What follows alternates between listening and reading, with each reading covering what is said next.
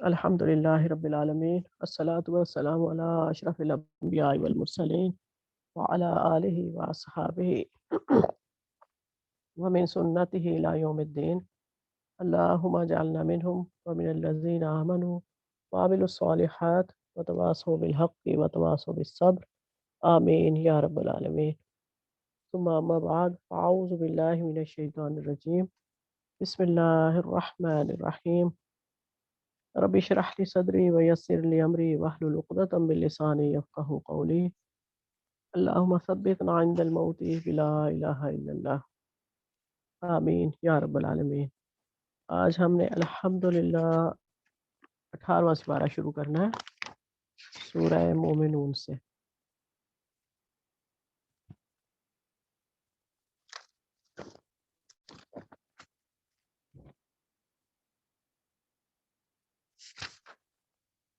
یہ سورہ بھی مکی سورہ ہے، درمیان کے دور کی ہے، اور اس کے بارے میں رسول پاک صلی اللہ علیہ وسلم نے فرمایا کہ مجھ پر ایسی 10 آیتیں نازل ہوئیں کہ اگر کوئی ان کے معیار پر پورا اتر جائے تو یقیناً جنت میں جائے گا۔ پھر آپ صلی اللہ علیہ وسلم نے اس سورہ کی ابتدائی آیات سنائی۔ یہ حدیث ہے۔ تو اس کی جو پہلی 10 آیتیں ہیں وہ مومنین کی خصوصیات پر ہیں۔ یہ مومنین کی خصوصیات ہیں، اور سورہ فرقان میں عباد الرحمن کی خصوصیات آئیں گی اس سے بڑھ کے جو سٹیج ہے۔ تو یہ پہلی 10 آیتیں کیونکہ بہت ضروری ہے کہ تھوڑی سی اس کی تفسیر کی جائے، تو وہ میں تھوڑی سی کروں گی۔ آگے پھر انبیاء کے قصے شروع ہوتے ہیں تو وہ انشاءاللہ وہ تو ویسے ہی پڑھتے جائیں گے۔ اعوذ باللہ من الشیطان الرجیم بسم اللہ الرحمن الرحیم قد افلح المومنون، یقیناً فلاح پا گئے ایمان لانے والے۔ یہ جو لفظ فلاح پا گئے اس کا مطلب ہے کامیاب ہو گئے، خوشحال ہو گئے، یعنی کہ گھاٹے سے اور نامرادی سے بچ گئے جنہوں نے ایمان قبول کر لیا۔ فلاح کا جو لفظ ہے اس کا مطلب اصل میں اس کا میننگ بنتا ہے کھود کے نکال گئے، اکھیڑ کر لے گئے۔ جب کسان زمین میں ہل چلاتا ہے نا اور زمین پھاڑتا ہے اور اس میں بیج ڈالتا ہے، اس کو کہتے ہیں، اصل مطلب یہ ہے فلاح کا۔ افلاح کا مطلب یہ ہے۔ تو کامیاب ہو گئے، فلاح پا گئے، انہوں نے اپنے دلوں میں ایمان کا بیج ڈال کر جو گندگی تھی اس کی، کفر کی، شرک کی، وہ اکھاڑ کے پھینک دی ہے۔ اپنی نمازوں میں خشوع اختیار کرتے ہیں، یہ دوسری خصوصیت ہے۔ اور دیکھیں نماز سے شروع ہو رہا ہے مومنین کی خصوصیات۔ نماز تو آپ کو پتہ ہی ہے سب کو۔ خشوع کے معنی ہے جھک جانا، دب جانا، ادب کرنا، عجز و انکساری کرنا۔ یہ ایک دل کی کیفیت کا نام ہے، اور صرف دل کی کیفیت کا نام نہیں ہے، ایسی حالت جو دل میں تو ہے ہی ہے، تقوی ہے، خوف ہے اللہ کا، خشیت ہے، لیکن وہ جسم پر بھی طاری ہے۔ یہی نماز کی اصل ہے، اس کی روح ہے۔ اور یہ دعا بھی کیا کریں اللہ تعالیٰ سے کہ یا اللہ ہمیں نمازوں میں خشوع و خضوع عطا فرما، کیونکہ دنیا میں سب سے پہلے خشوع ہی اٹھ جائے گا۔ عبادات ہوں گی لیکن ان کی اصل روح اٹھ جائے گی، اور کوشش کرنی ہے خشیت کو اپنے اوپر طاری کرنے کی، دل میں بھی اور جسم پر بھی۔ یعنی کہ اگر کوئی خیال آ جاتا ہے نماز کے دوران تو فوراً اس کو جھٹکیں اور اپنا رجوع دوبارہ اللہ کی طرف کریں، اچھی سی قرات کریں، بہترین وضو کریں، یعنی کہ ایکسیلنٹ طریقے سے پورے ظاہری اور باطنی آداب کے ساتھ نماز کا پڑھنا۔ تیسری چیز ہے والذین هم عن اللغو معرضون، لغویات سے دور رہتے ہیں۔ لغو باتیں کیا ہوتی ہیں؟ یعنی کہ فضول، لا یعنی لا حاصل گفتگو یا لا حاصل کام، دونوں چیزیں ہو سکتی ہیں، یعنی کہ ان سے بچتے ہیں، لاغو باتوں سے، اللہ کاموں سے بچتے ہیں۔ موردون کا ترجمہ دور رہتے ہیں بھی آ سکتا ہے، بچتے بھی ہیں آ سکتا ہے، یا ان کے اعراض کرتے ہیں۔ اور یہ اعراض کرنا کیا ہے؟ یعنی کہ وہ ان کی طرف رخ بھی نہیں کرتے، ان کی غلط چیزوں کی طرف، غلط باتوں کی طرف جاتے ہی نہیں ہیں، دلچسپی نہیں لیتے ان میں۔ اور اگر کچھ غلط ہو رہا ہے تو وہ اس سے اپنی ذات کو بچا کے نکل جاتے ہیں. اعراض کرنے کا یہ مطلب ہوتا ہے، یعنی کہ اپنے اچھے کاموں میں مشغول ہونا اور فضول چیزوں سے بچ جانا. اور آج کل آپ نے دیکھا ہے فضولیات میں سب سے زیادہ یہ موبائل اور نیٹ، جو انسان کو پتہ بھی نہیں چلتا آدھا پونا گھنٹہ کدھر گیا ہے. وہ ایسے کام کرتے ہیں جو انجام کار کے لحاظ سے بہت مفید ہوتے ہیں. یعنی کہ وقت جو ہے وہ کاٹنے کی چیز نہیں ہے، بلکہ وقت استعمال کرنے کی چیز ہے. یہ جوانی اور یہ جو وقت ہے یہ سب سے زیادہ ضائع ہوتا ہے ہماری طرف سے. جب یہ گزر جاتا ہے تو پھر ہمیں پتہ چلتا ہے کہ ہماری اتنی قیمتی چیز تھی جو ہم سے اب واپس نہیں آ سکتی، دور چلی گئی ہے. تو اس لیے وقت کو کاٹنا نہیں ہے، وقت کو استعمال کرنا ہے پروڈکٹیو کاموں میں، اچھی باتوں میں، اچھے چیزوں میں، اچھے کاموں میں. اور جب فارغ بھی ہو تو بھی اس کو، کام کو، ٹائم کو اللہ کے ذکر میں استعمال کریں. اگلی صفت ہے زکوٰۃ کے طریقوں پر عامل ہوتے ہیں، یعنی کہ والذین هم للزکاۃ فاعلون، عمل کرتے ہیں. یہ جو لفظ زکوٰۃ ہے یہ فرائض زکوٰۃ میں سے نہیں ہے، صدقہ خیرات والی زکوٰۃ والی بات نہیں ہے. اس وقت وہ زکوٰۃ ابھی فرض نہیں ہوئی تھی. اس زکوٰۃ کا مطلب ہے کہ پاکیزگی، نشو و نما، اس زکوٰۃ کا یہ مطلب ہے. اور تزکیہ، وہ تزکیہ کیا ہے؟ نفس کا بھی ہے. زکوٰۃ لفظ کا مطلب ہی یہی ہے. تزکیہ نفس کا بھی ہے، مال کا بھی ہے، زندگی کا بھی ہے، اخلاق کا بھی ہے. یعنی کہ ہر پہلو سے زکوٰۃ کا لفظ وسیع ترین لفظ ہے. یعنی کہ پیوریفائی کرنا کسی چیز کو. جو ہم زکوٰۃ ادا کرتے ہیں وہ بھی ہم مال کو پیوریفائی کرنے کے لیے، اس کا تزکیہ کرنے کے لیے دیتے ہیں. یعنی کہ اپنے جو اندر ہے انسان کے جوہر، اللہ تعالیٰ نے جو انسانیت کا ڈالا ہے اس کو نشو و نما دینا، اس کو پاک کرنا اور ترقی دینا، یہ نشو و نما دینا، یہ اس تزکیہ کا مطلب ہے.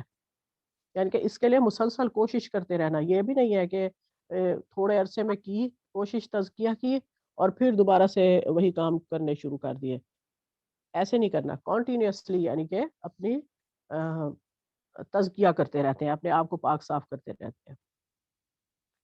والذین هم فروجہم حافظون، اپنی شرم گاہوں کی حفاظت کرتے ہیں سوائے اپنی بیویوں کے اور ان عورتوں کے جو ان کی ملک یمین میں ہو کہ ان پر محفوظ نہ رکھنے میں وہ قابل ملامت نہیں ہے. البتہ جو اس کے علاوہ وہ کچھ کریں گے، علاوہ کچھ اور چاہیں گے تو وہ زیادتی کرنے والے ہوں گے. اس کے دو مطلب ہو سکتے ہیں کہ اپنی شرم گاہوں کی حفاظت کرتے ہیں، یعنی کہ اپنے قابل شرم حصوں کو چھپا کر رکھتے ہیں، اپنی ستر کی، اپنے اورا کی حفاظت کرتے ہیں، یعنی کہ اوریانی وغیرہ سے بچتے ہیں. اور دوسرا یہ کہ اپنی عفت و عصمت کو محفوظ رکھتے ہیں. یعنی کہ جن دو خواتین کے ساتھ ان کو اجازت ہے ملنے کی، ایک بیوی اور ایک لونڈی، اس کے علاوہ کسی اور سے نہیں ملتے. یہ ایگزیکٹ مردوں کے لیے ہے.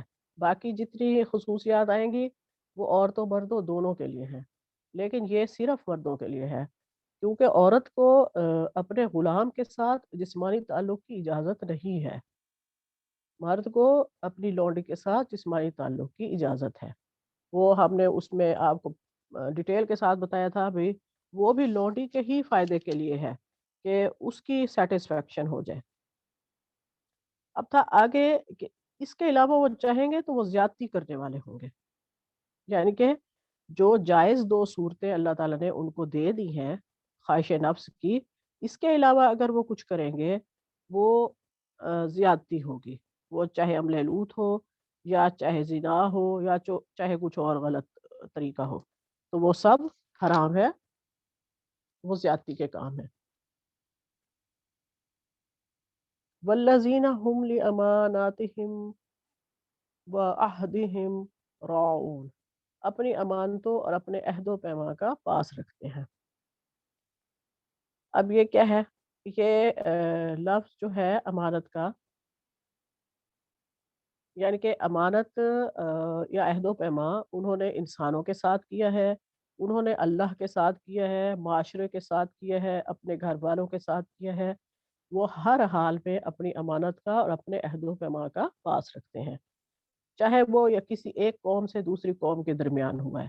مومن کی یہ صفت ہے کہ وہ کبھی امانت میں خیانت نہیں کرتا اور کبھی اپنے قول و قرار سے نہیں پھرتا۔ رسول پاک صلی اللہ علیہ وسلم نے فرمایا ہے، جو امانت کی صفت نہیں رکھتا وہ ایمان نہیں رکھتا، یعنی کہ ایمان اور امانت کو اللہ تعالیٰ نے آپس میں جوڑ دیا ہے رسول پاک صلی اللہ علیہ وسلم نے۔ اور جو عہد کا پاس نہیں رکھتا وہ دین نہیں رکھتا، یعنی کہ جو بات عہد ہے اس کا دین بھی نہیں ہے۔ اور یہ منافق کی صفتوں میں سے ہے، بات عہدی اور بے ایمانی، یعنی کہ امانت کی حفاظت نہ کرنا اور بد عہدی کرنا منافق کی صفتوں میں سے ہے۔ اب پھر والذین هم علی صلاتهم یحافظون، اور اپنی نمازوں کی محافظت کرتے ہیں، حفاظت کرتے ہیں۔ اب دیکھیں سٹارٹ بھی نماز سے ہوا اور اینڈ بھی نماز پہ ہو رہا ہے صفات کا، یعنی کہ بریکٹ ڈال دی اللہ تعالیٰ نے۔ بریکٹ سٹارٹ ہوئی نماز سے اور بریکٹ بند ہوئی نماز پہ۔ وہاں تھا نماز کا لفظ، نماز جنس لفظ نماز مراد تھا، لیکن یہاں ہے ہر وقت کی فردن فردن نماز، نمازوں کی محافظت۔ وہاں لفظ نماز تھا، یہاں نمازوں ہے۔ اس کا مطلب یہ ہے کہ وہ اوقات کا خیال رکھتے ہیں، نماز کے آداب کا خیال رکھتے ہیں، اچھا وضو کرتے ہیں، ارکان اور اجزائے نماز کو بہترین طریقے سے ادا کرتے ہیں، پوری نگہداشت کرتے ہیں، اپنے لباس کو پاک رکھتے ہیں اور جگہ کو پاک رکھتے ہیں جہاں وہ نماز پڑھتے ہیں، اور وقت پر ادا کرتے ہیں۔ یعنی کہ اس کو سمجھ کے پڑھتے ہیں، اس کو ایسے نہیں پڑھتے کہ ایسے ایک روٹین کی بات ہے اور ہم روٹین نماز پڑھ رہے ہیں۔ تو یہ خصوصیات ہیں مومنین کی، اور کوشش کریں کہ اس کی ڈیٹیل اگر آپ پڑھنا چاہیں تو ضرور پڑھیں، اور کوشش کریں ان میں سے جتنے پہ آپ عمل کر سکتے ہیں بہترین طریقے سے تو وہ بھی ضرور کریں انشاءاللہ۔ اب ان صفات کے بعد اللہ تعالیٰ کیا فرما رہے ہیں؟ اولئک هم الوارثون، یہی لوگ وارث ہیں۔ اور وارث کیا ہے؟ جو میراث میں فردوس پائیں گے اور اس میں ہمیشہ رہیں گے۔ یہ جو جنت ہے یہ ہماری وراثت ہے، کیونکہ آدم علیہ السلام کی ہم اولاد ہیں تو جنت کے وارث ہیں ہم۔ اب جو ان چیزوں پر ساری باتوں پر عمل کرے گا تو وہ جنت الفردوس کا وارث ہوگا۔ اس کی بھی بہت ڈیٹیل ہے تو یہ میں اب یہاں ڈیٹیل نہیں کر سکتی۔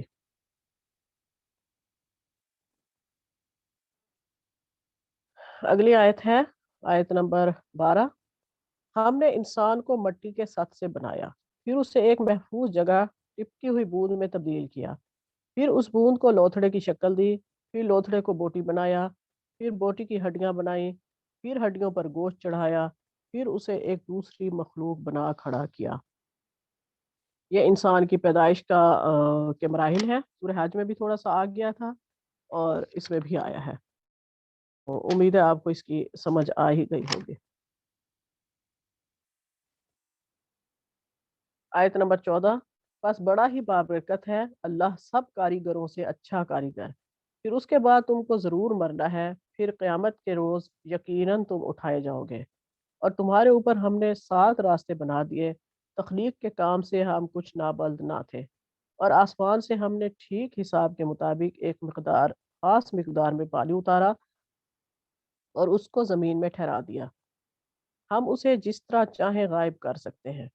پھر اس پانی کے ذریعے سے ہم نے تمہارے لیے کھجور اور انگور کے باغ پیدا کیے، تمہارے لیے ان باغوں میں بہت سے لذیذ پھل ہیں اور ان سے تم روزی حاصل کرتے ہو۔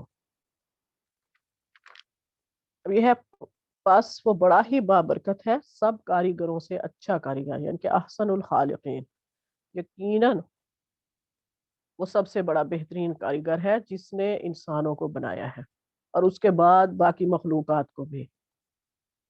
یہ تمہارے اوپر ہم نے 7 راستے بنائے، اس سے 7 راستوں سے مراد جو سیاروں کے آربٹس ہیں وہ بھی ہو سکتے ہیں، یا 7 لیئرز جو ہے ہاریزون کی وہ بھی ہو سکتی ہیں۔ آگے حساب سے، ٹھیک حساب کے مقدار سے پانی اتارا، یعنی کہ اللہ تعالیٰ نے پانی آسمان سے اتارا ہے۔ اس سے مراد موسم کی بارشیں بھی ہو سکتی ہیں، ہر موسم میں جتنی ضرورت ہے اتنا پانی آتا ہے. اور اس سے مراد آغاز آفرینش یعنی کہ جب دنیا بنائی گئی، کائنات بنائی گئی، تو اللہ تعالیٰ نے بیک وقت اتنی مقدار میں زمین پر پانی نازل فرما دیا جو قیامت تک اس کرے کی ضروریات کے لیے اس کے علم سے کافی ہے. یعنی کہ سمندر، بحر، بحیرے، دریا، جھرنے، جھیلیں، سب کچھ اس میں آتا ہے. اور پھر یعنی کہ جنت کے باغوں کی بات ہے، انگور اور کھجور کی آپ میں پتہ ہے ہر جگہ تعریف ہے. اس کے بعد کی آیت ہے آیت نمبر 20.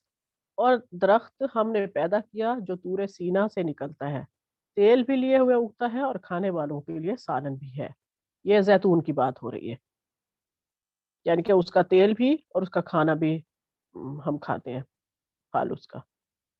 اور حقیقت یہ ہے کہ تمہارے لیے مویشیوں میں ایک سبق ہے، ان کے پیٹوں میں جو کچھ ہے اس سے ہم ایک چیز تمہیں پلاتے ہیں، اور تمہارے لیے ان میں بہت سے دوسرے فائدے بھی ہیں، تم ان کو کھاتے بھی ہو اور ان پر کشتیوں پر سوار بھی کیے جاتے ہو. یعنی یہاں پیٹوں سے ایک چیز نکالتے ہیں تمہیں پلاتے ہیں، اس سے مراد دودھ ہے.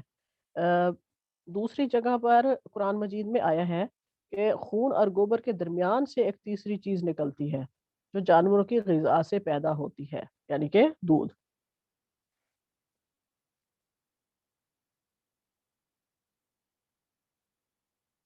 اچھا آگے ہے آیت نمبر 33 23 23.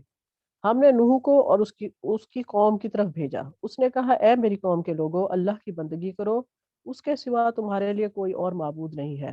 کیا تم ڈرتے نہیں ہو؟ اس کی قوم کے جن سرداروں نے ماننے سے انکار کیا وہ کہنے لگے کہ یہ شخص کچھ بھی نہیں ہے مگر ایک بشر تم جیسا. اس کی غرض یہ ہے کہ تم پر برتری حاصل کرے. اللہ کو اگر بھیجنا ہوتا تو فرشتے بھیجتا. یہ بات تو ہم نے کبھی اپنے باپ دادا کے وقتوں میں سنی ہی نہیں کہ کوئی بشر رسول بن کر آئے. کچھ نہیں، بس اس آدمی کو ذرا جنون لاحق ہو گیا ہے. کچھ مدت سے اور دیکھ لو، شاید افاقہ ہو جائے. اب یہ ہم بار بار پڑھ چکے ہیں انبیاء کی تکذیب بھی، اور جو ان کی قوم کے لوگوں نے الٹی سیدھی باتیں بھی کی انبیاء کے بارے میں. اور یہ جو وہ فرما رہے ہیں کیا تم ڈرتے نہیں ہو، یعنی کہ اللہ تعالیٰ کو چھوڑ کر تم کسی اور کی بندگی کر رہے ہو، تمہیں اللہ سے خوف نہیں آتا کہ وہ اس بات پر کتنا غضبناک ہوگا. اور یہ دیکھیں ذرا کہ کچھ بس نہیں کہ ذرا جنون اللہ حق ہو گیا ہے، کچھ مدت اور دیکھ لو شاید افاقہ ہو جائے. یعنی کہ انبیاء کے بارے میں اس طرح کی باتیں کہ وہ اتنے پاگل ہو گئے ہیں تھوڑے عرصے میں ٹھیک ہی ہو جائیں گے جنون ہونے کی وجہ سے. نوح علیہ السلام نے اپنے پروردگار سے کہا ان لوگوں نے جو میری تکذیب کی ہے اس پر تو میری نصرت فرما. ہم نے اس پر وحی کی کہ ہماری نگرانی میں اور ہماری وحی کے مطابق کشتی تیار کر. پھر جب ہمارا حکم آ جائے اور تندور ابل پڑے تو ہر قسم کے جانوروں میں سے ایک ایک جڑا لے کر اس میں سوار ہو جا اور اپنے اہل و عیال کو بھی ساتھ لے لے، سوائے ان کے جن کے خلاف پہلے فیصلہ ہو چکا، اور ظالموں کے معاملے میں مجھ سے کچھ نہ کہنا، یہ اب غرق ہونے والے ہیں. پھر جب تو اپنے ساتھیوں سمیت کشتی پر سوار ہو جائے تو کہے شکر ہے اس خدا کا جس نے ہمیں ظالم لوگوں سے نجات دی، اور کہے پروردگار مجھ کو برکت والی جگہ اتار اور تو بہترین جگہ دینے والا ہے. بے شک. اچھا اب دیکھیں جب انبیاء بیچارے بہت تکلیف میں آ جاتے تھے، برداشت کر کر کے حد ہو جاتی تھی، اس کے بعد وہ اس طرح کی بات کرتے تھے کہ انہوں نے میری تکذیب کیا تو میری نصرت فرما. دوسری جگہ حضرت نوح علیہ السلام نے اس طرح اپنے رب کو پکارا کہ میں دبا لیا گیا ہوں، اب تو ان سے بدلا لے، سورہ قمر میں. پھر ایک اور جگہ نوح علیہ السلام کی ہی بات ہے کہ انہوں نے کہا اے میرے پروردگار اس زمین پر کافروں میں سے ایک بسنے والا بھی نہ چھوڑ. اگر تو نے ان کو رہنے دیا تو یہ تیرے بندوں کو گمراہ کر دیں گے اور ان کی نسل سے بدکار منکرین حق ہی پیدا ہوں گے. یعنی کہ اب انہیں یقین ہو گیا تھا کہ یہ قوم سیدھی ہونے والی نہیں ہے. سارے انسانوں کو اللہ تعالیٰ نے ان کی دعا کی وجہ سے مار دیا تھا سوائے ان لوگوں کے، ان جانوروں اور پرندوں کے جو کشتی میں سوار تھے. اور اسی لیے نوح علیہ السلام کو آدم ثانی بھی کہا جاتا ہے. اگلی آیت ہے آیت نمبر 30. اس قصے میں بڑی نشانیاں ہیں اور آزمائش تو ہم کر کے ہی رہتے ہیں. ان کے بعد ہم نے ایک دوسرے دور کی قوم اٹھائی، پھر انہی میں سے خود انہی کی قوم کا ایک رسول بھیجا جس نے انہیں دعوت دی کہ اللہ کی بندگی کرو، تمہارے لیے اس کے سوا کوئی معبود نہیں، کیا تم ڈرتے نہیں ہو؟ استغفر اللہ، اللہ تعالیٰ بار بار کہہ رہے ہیں کیا تم ڈرتے نہیں ہو؟ اور دیکھیں ہم عام طور پہ یہ سنتے ہیں کہ جی اللہ تعالیٰ سے ڈرایا نہ جائے لوگوں کو، کیوں نہ ڈرایا جائے؟ اللہ تعالیٰ تو ہر چوتھی 8ویں 10ویں آیت میں ڈرا رہے ہیں۔ اسی لیے محبت اور احترام، رحمان ہونا، صفت بتانا ٹھیک ہے، چھوٹے بچوں کو اللہ تعالیٰ سے محبت دلائی جائے، خوف نہ دلایا جائے، لیکن جیسے ہی تھوڑے تھوڑے سمجھدار ہوں تو انہیں اللہ کا خوف دلانا بہت ضروری ہے۔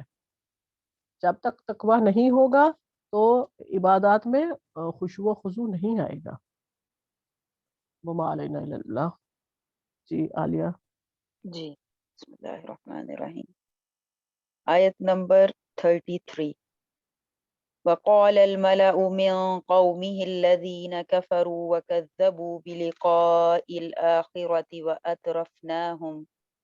وأترفناهم في الحياة الدنيا ما هذا إلا بشر مثلكم يأكل مما تأكلون منه ويشرب مما تشربون۔ اور سرداران قوم نے جواب دیا جو کفر کرتے تھے اور آخرت کی ملاقات کو جھٹلاتے تھے، اور ہم نے انہیں دنیاوی زندگی میں خوشحال کر رکھا تھا کہ یہ تو تم جیسا ہی انسان ہے، تمہاری ہی خوراک یہ کھاتا ہے اور تمہارے پینے کا پانی ہی یہ پیتا ہے۔ پیچھے جو آیت نمبر 31 میں اللہ تعالیٰ فرما رہے ہیں کہ اس کے بعد ہم نے ایک اور امت پیدا کی، تو آگے پھر اسی امت کی بات ہو رہی ہے۔ تو نوح علیہ السلام کے بعد اللہ تعالیٰ نے جس قوم کو پیدا کیا وہ قوم عاد ہے، کیونکہ اکثر مقامات پر قوم نوح کے جانشین کے طور پر عاد ہی کا ذکر کیا گیا ہے، لیکن بعض کے نزدیک یہ قوم سمود ہے، کیونکہ آگے چل کر جو ان کی ہلاکت ہوئی وہ ایک چیخ کے ذریعے ہوئی تھی، تو یہ عذاب جو ہے وہ قوم سمود پر آیا تھا۔ اور بعض مفسرین کے نزدیک حضرت شعیب علیہ السلام کی قوم جو اہل مدین تھے ان کی ہلاکت بھی چیخ سے ہوئی تھی، تو یہ ان میں سے کوئی بھی ایک قوم ہو سکتی ہے۔ اور ان کے جو سردار تھے، یقیناً جو ہر قوم کے سردار تھے وہی جو ہے وہ قوم کو تباہ کرنے کا سبب بنے ہیں، تو اسی طرح انہوں نے رسول کی تکذیب کی، جس کی وجہ سے قوم کی اکثریت جو تھی وہ ایمان لانے سے محروم رہتی تھی، کیونکہ یہ با اثر لوگ ہوتے تھے اور قوم زیادہ تر انہی کے پیچھے چلتی تھی۔ آیت نمبر 34، اگر تم نے اپنے جیسے ہی انسان کی تابع داری کر لی تو بے شک تم سخت خسارے والے ہو، یعنی کہ وہ اپنی قوم کے باقی لوگوں کو یہ کہہ رہے ہیں سرداران کہ تم اس کی تابع داری نہ کرو، یہ تو تم جیسا ہی ایک انسان ہے۔ کیا یہ تمہیں اس بات کا وعدہ کرتا ہے کہ جب تم مر کر صرف خاک اور ہڈی رہ جاؤ گے تو تم پھر زندہ کیے جاؤ گے؟ نہیں نہیں، دور اور بہت دور ہے وہ جس کا تم وعدہ دیے جاتے ہو۔ اس آیت میں یہ ہی ہاتا لما توعدون، یہ تاکید کے لیے 2 دفعہ لفظ جو ہے وہ استعمال ہوا ہے، اور اس کے معنی دور کے ہیں، یہ تو بڑی دور کی بات ہے جو یہ وعدہ تم سے کر رہا ہے۔ زندگی تو صرف دنیا کی زندگی ہے، ہم مرتے جیتے رہتے ہیں، اور یہ نہیں کہ ہم پھر اٹھائے جائیں گے۔ یہ تو بس ایسا شخص ہے جس نے اللہ پر جھوٹ مان لیا ہے، ہم تو اس پر ایمان لانے والے نہیں ہیں، یعنی کہ الٹا وہ جو ہے وہ نبی کے اوپر الزام لگا رہے ہیں۔ نبی نے دعا کی کہ اے پروردگار ان کے جھٹلانے پر تو میری مدد کر۔ جواب ملا کہ یہ تو بہت ہی جلد اپنے کیے پر پچھتانے لگیں گے، یعنی کہ وہ ان کے اوپر پھر جلد ہی عذاب آ گیا جب نبی نے ان کے لیے دعا کی کہ یا اللہ ان کے خلاف میری مدد فرما۔ تو اس کے بعد یہ ہے کہ چیخ تھی، وہ کہتے ہیں کہ یہ چیخ جو ہے وہ حضرت جبرائیل علیہ السلام کی بھی ہو سکتی ہے، جیسے عرب بالآخر عدل کے تقاضے کے مطابق چیخ نے پکڑ لیا اور ہم نے انہیں کوڑا کرکٹ کر ڈالا، بس ظالموں کے لیے دوری ہو۔ اور چیخ جو ہے اس میں یہ ہے کہ حضرت جبرائیل علیہ السلام کی چیخ تھی، بعض کہتے ہیں کہ ویسے ہی کوئی سخت قسم کی چیخ تھی، اور اس ساتھ ایک ہوا تھی جس کو سر سر کہتے ہیں، اور اس نے جو ہے وہ ان سب کو فنا کر دیا۔ آیت نمبر 42، اور ان کے بعد ہم نے اور بھی بہت سی امتیں پیدا کی، نہ تو کوئی امت اپنے وقت مقررہ سے آگے بڑھی اور نہ ہی پیچھے رہی، یعنی کہ جب ان کی ہلاکت کا وقت آ گیا تو پھر ان کو مزید مہلت نہیں دی گئی۔ پھر ہم نے لگاتار رسول بھیجے جب جب جس امت کے پاس اس کا رسول آیا اس نے جھٹلایا، بس ہم نے ایک کو دوسرے کے پیچھے لگا دیا اور انہیں افسانہ بنا دیا۔ ان لوگوں کو پھٹکار ہو جو ایمان قبول نہیں کرتے۔ یعنی کہ ان کی طرف یکے بعد دیگرے جو ہے وہ رسول آئے، لیکن انہوں نے رسولوں کی تکذیب کی اور پھر وہ عذاب سے دوچار ہوئے۔ پھر ہم نے موسیٰ علیہ السلام کو اور ان کے بھائی ہارون علیہ السلام کو اپنی آیتوں اور کھلی دلیل کے ساتھ بھیجا فرعون اور اس کے لشکروں کی طرف، بس انہوں نے تکبر کیا اور تھے ہی وہ سرکش لوگ۔ کہنے لگے کیا ہم اپنے جیسے دو شخصوں پر ایمان لائیں، حالانکہ خود ان کی قوم بھی ہمارے ماتحت ہے۔ یعنی کہ فرعون کے ماتحت جو بنی اسرائیل تھے، کیونکہ حضرت موسیٰ انہی میں سے تھے، تو وہ ان کو کہہ رہے ہیں کہ یہ ہماری ماتحت قوم میں سے ہیں۔ بس انہوں نے ان دونوں کو جھٹلایا، آخر وہ بھی ہلاک شدہ لوگوں میں مل گئے۔ ہم نے تو موسیٰ علیہ السلام کو کتاب بھی دی کہ لوگ راہ راست پر آ جائیں۔ امام ابن کثیر فرماتے ہیں کہ حضرت موسیٰ علیہ السلام کو تورات فرعون اور اس کی قوم کو غرق کرنے کے بعد دی گئی، اور نزول تورات کے بعد اللہ نے کسی قوم کو عذاب عام سے ہلاک نہیں کیا، بلکہ مومنوں کو یہ حکم دیا جاتا رہا کہ وہ کافروں سے جہاد کریں، کیونکہ اس کے بعد پھر کسی قوم پہ اوپنلی ایسے عذاب نہیں آیا تورات کے آ جانے کے بعد۔ آیت نمبر 50، ہم نے ابن مریم اور اس کی والدہ کو ایک نشانی بنایا اور ان دونوں کو بلند صاف قرار والی اور جاری پانی والی جگہ میں پناہ دی۔ اس آیت میں یہ جو لفظ استعمال ہوئے ہیں وَجَعَلْنَا ابْنَ مَرْيَمَ وَأُمَّهُ وَآيَةً وَآوَيْنَاهُمَا إِلَى رَبْوَةٍ ذَاتِ قَرَارٍ وَمَعِينٍ۔ ربوہ جو ہے یہ ایک بلند جگہ کو کہتے ہیں، اور جو ذات قرار سے مراد یہ ہے کہ اس جگہ ضرورت کی ہر چیز موجود تھی۔ قرار اردو میں بھی لفظ یہ یوز ہوتا ہے، اور وہاں آسانی سے جو ہے وہ زندگی گزاری جا سکتی ہو، اور معین سے مراد کہ وہاں چشمہ بھی جاری ہو، جو ایک قول کے مطابق ولادت عیسیٰ علیہ السلام کے وقت اللہ نے بطور خاص جو ہے وہ حضرت مریم کے پیروں کے نیچے سے جاری فرمایا تھا۔ اس کا ذکر سورہ مریم میں بھی ہم نے پڑھا ہے۔ اے پیغمبرو، حلال چیزیں کھاؤ اور نیک عمل کرو، تم جو کچھ کر رہے ہو اس سے میں بخوبی واقف ہوں۔ یقیناً تمہارے یہ دین ایک ہی دین ہے، اور میں ہی تم سب کا رب ہوں، بس تم مجھ سے ڈرتے رہو۔ یعنی کہ ایک ہی دین سے مراد کہ تمام انبیاء کی جو ٹیچنگز تھی وہ ایک ہی تھیں، جو توحید پر مبنی تھی۔ پھر انہوں نے خود ہی اپنے دین کے آپس میں ٹکڑے ٹکڑے کر لیے، ہر گروہ جو کچھ اس کے پاس ہے اسی پر اترا رہا ہے، یعنی کہ فرقہ بازی ہو گئی۔ بس آپ بھی انہیں ان کی غفلت میں ہی کچھ مدت پڑا رہنے دیں، یا یوں سمجھ بیٹھے ہیں کہ کیا یہ یوں سمجھ بیٹھے ہیں کہ ہم جو بھی ان کے مال اور اولاد بڑھا رہے ہیں وہ ان کے لیے بھلائیوں میں جلدی کر رہے ہیں؟ نہیں، بلکہ یہ سمجھتے ہی نہیں ہیں۔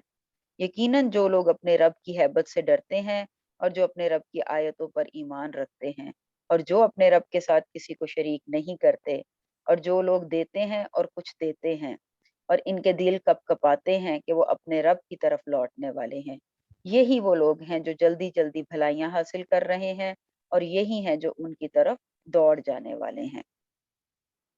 اب اس میں اللہ تعالیٰ خوبیاں کچھ بیان فرما رہے ہیں ان لوگوں کی جو اپنے رب کی آیتوں پر ایمان رکھتے ہیں، اور جو نبیوں نے جو اللہ کی عبادت کی دعوت پیش کی وہ اس کو جو ہے اس پہ عمل کرتے ہیں، اور اس کو چھوڑ کر الگ الگ فرقوں اور گروہوں میں کچھ لوگ جو بٹ گئے، اللہ تعالیٰ نے ان کے لیے عذاب کا جو ہے وہ نوید دی ہے، اور باقی اس میں نیک لوگوں کی خوبیاں بیان فرمائی ہیں کہ وہ بھلائیوں کی طرف جلدی کرتے ہیں اور بھاگتے ہیں، اللہ کی راہ میں خرچ کرتے ہیں، جیسے ان کے دل کپ کپاتے ہیں کہ وہ اپنے رب کی طرف لوٹنے والے ہیں جب وہ کچھ دیتے ہیں۔ یعنی کہ جب وہ اللہ کی راہ میں خرچ کرتے ہیں تو وہ اللہ سے ڈرتے بھی ہیں کہ ہمارا یہ عمل یا ہمارا یہ صدقہ اللہ کے ہاں جو ہے وہ قبول ہو جائے۔ کیونکہ ایک حدیث میں ہے کہ حضرت عائشہ نے پوچھا کہ ڈرنے والے کون ہیں؟ وہ جو شراب پیتے ہیں، بدکاری کرتے ہیں اور چوریاں کرتے ہیں؟ تو آپ صلی اللہ علیہ وسلم نے فرمایا نہیں، بلکہ وہ لوگ ہیں جو نماز پڑھتے ہیں، روزہ رکھتے ہیں اور صدقہ خیرات کرتے ہیں، لیکن ساتھ ساتھ ڈرتے بھی ہیں کہ یہ اللہ کے ہاں قبول بھی ہوگا کہ نہیں ہوگا۔ آیت نمبر 40 نہیں 60 62، ہم کسی نفس کو اس کی طاقت سے زیادہ تکلیف نہیں دیتے اور ہمارے پاس ایسی کتاب ہے جو حق کے ساتھ بولتی ہے، ان کے اوپر کچھ بھی ظلم نہ کیا جائے گا، بلکہ ان کے دل اس طرف سے غفلت میں ہیں اور ان کے لیے اس کے سوا بھی بہت سے اعمال ہیں جنہیں وہ کرنے والے ہیں، یہاں تک کہ جب ہم نے ان کے آسودہ حال لوگوں کو عذاب میں پکڑ لیا تو وہ بلبلانے لگے۔ جو قوم کے یعنی کہ سرداران تھے، جب ان پر عذاب آیا یا ان کی پکڑ ہوئی، کیونکہ وہی قوم کو ان قوم کی قیادت کر رہے ہوتے ہیں، تو وہ جو ہے جب وہ اللہ کے راستے نافرمانی کا راستہ اختیار کرتے ہیں اور اسی پر ڈٹے رہتے ہیں، ان کی دیکھا دیکھی قوم کے باقی لوگ جو ہیں وہ بھی ان کی پیروی کرتے ہیں، تو اس سے مراد یہاں پہ کفار ہیں۔ تو اللہ تعالیٰ فرما رہے ہیں کہ ہم نے ان کو کچھ عرصے کی مہلت دی، لیکن ان کے دل جو ہے وہ غفلت میں ہیں، اور جب ان پر عذاب آیا تو وہ بلبلانے لگے۔ اس سے مراد جو ہے وہ جنگ بدر بھی ہو سکتی ہے، کیونکہ جنگ بدر میں بہت زیادہ کافر جو ہے وہ مارے گئے تھے، اور آخرت کا عذاب تو ہے ہی ہے۔ 65 آج مت بلبلاؤ، یقیناً تم ہمارے مقابلے پر مدد نہ کیے جاؤ گے، میری آیتیں تو تمہارے سامنے پڑھی جاتی تھیں، پھر بھی تم اپنی ایڑیوں کے بل الٹے بھاگتے تھے، اکڑتے، اینٹتے، افسانہ گوئی کرتے اسے چھوڑ دیتے تھے۔ کیا انہوں نے اس بات میں غور و فکر ہی نہیں کیا، بلکہ ان کے پاس وہ آیا جو ان کے اگلے باپ داداؤں کے پاس نہیں آیا تھا؟ یا انہوں نے اپنے پیغمبر کو پہچانا نہیں کہ اس کے منکر ہو رہے ہیں؟ یا یہ کہتے ہیں کہ اسے جنون ہے، بلکہ وہ تو ان کے پاس حق لایا ہے، ہاں ان میں اکثر حق سے چڑھنے والے ہیں۔ یعنی کہ یہ بھی ہمیں پتہ ہے کہ مشرکین جو ہے وہ آپ صلی اللہ علیہ وآلہ وسلم کو بھی یہی کہتے تھے کہ ان کو جنون ہو گیا ہے، تو وہی چیز اللہ تعالیٰ قرآن میں بار بار جو ہے وہ سمجھا رہے ہیں۔ اگر حق ہی ان کی خواہشوں کا پیرو ہو جائے تو زمین و آسمان اور ان کے درمیان کی ہر چیز درہم برہم ہو جائے۔ حق تو یہ ہے کہ ہم نے انہیں ان کی نصیحت پہنچا دی ہے، لیکن وہ اپنی نصیحت سے منہ موڑنے والے ہیں۔ کیا آپ ان سے کوئی اجرت چاہتے ہیں؟ یاد رکھیے کہ آپ کے رب کی اجرت بہت ہی بہتر ہے اور وہ سب سے بہتر روزی رساں ہے۔ یقیناً آپ تو انہیں راہ راست کی طرف بلا رہے ہیں، بے شک جو لوگ آخرت پر یقین نہیں رکھتے وہ سیدھے راستے سے مڑ جانے والے ہیں۔ اگر ہم ان پر رحم فرمائیں اور ان کی تکلیفیں دور کر دیں تو یہ اپنی اپنی سرکشی میں جم کر اور بہکنے لگیں، اور ہم نے انہیں عذاب میں بھی پکڑا، تاہم یہ لوگ نہ تو اپنے پروردگار کے سامنے جھکے اور نہ ہی انہوں نے عاجزی اختیار کی، یہاں تک کہ جب ہم نے ان پر سخت عذاب کا دروازہ کھول دیا تو اسی وقت فوراً مایوس ہو گئے۔ یہ جو بے سخت عذاب کی بات ہے، اس سے مراد دنیا کا عذاب بھی ہو سکتا ہے جو مختلف قوموں پر آیا، اور آخرت کا بھی جو ہے وہ عذاب اس سے مراد ہو سکتا ہے۔ صدق اللہ العظیم۔ رکوع نمبر 5 آیت نمبر 78۔ وَهُوَ الَّذِي أَنشَأَ لَكُمُ السَّمْعَ وَالْأَبْصَارَ وَالْأَفْئِدَةَ قَلِيلًا مَا تَشْكُرُونَ۔ وہ اللہ ہی تو ہے جس نے تمہیں دیکھنے سننے کی قوتیں دی اور سوچنے کو دل دیے، مگر تم لوگ کم ہی شکر گزار ہوتے ہو۔ وہی ہے جس نے تمہیں زمین میں پھیلایا اور اسی کی طرف تم سمیٹے جاؤ گے۔ وہی زندگی بخشتا ہے، وہی موت دیتا ہے، گردش لیل و نہار اسی کے قبضہ قدرت میں ہے۔ کیا تمہاری سمجھ میں یہ بات نہیں آتی؟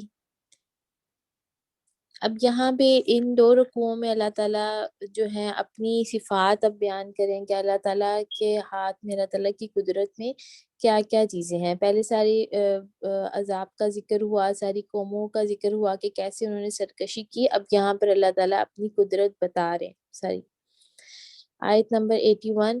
مگر یہ لوگ وہی کچھ کہتے ہیں جو ان کے پیشرو کہہ چکے ہیں۔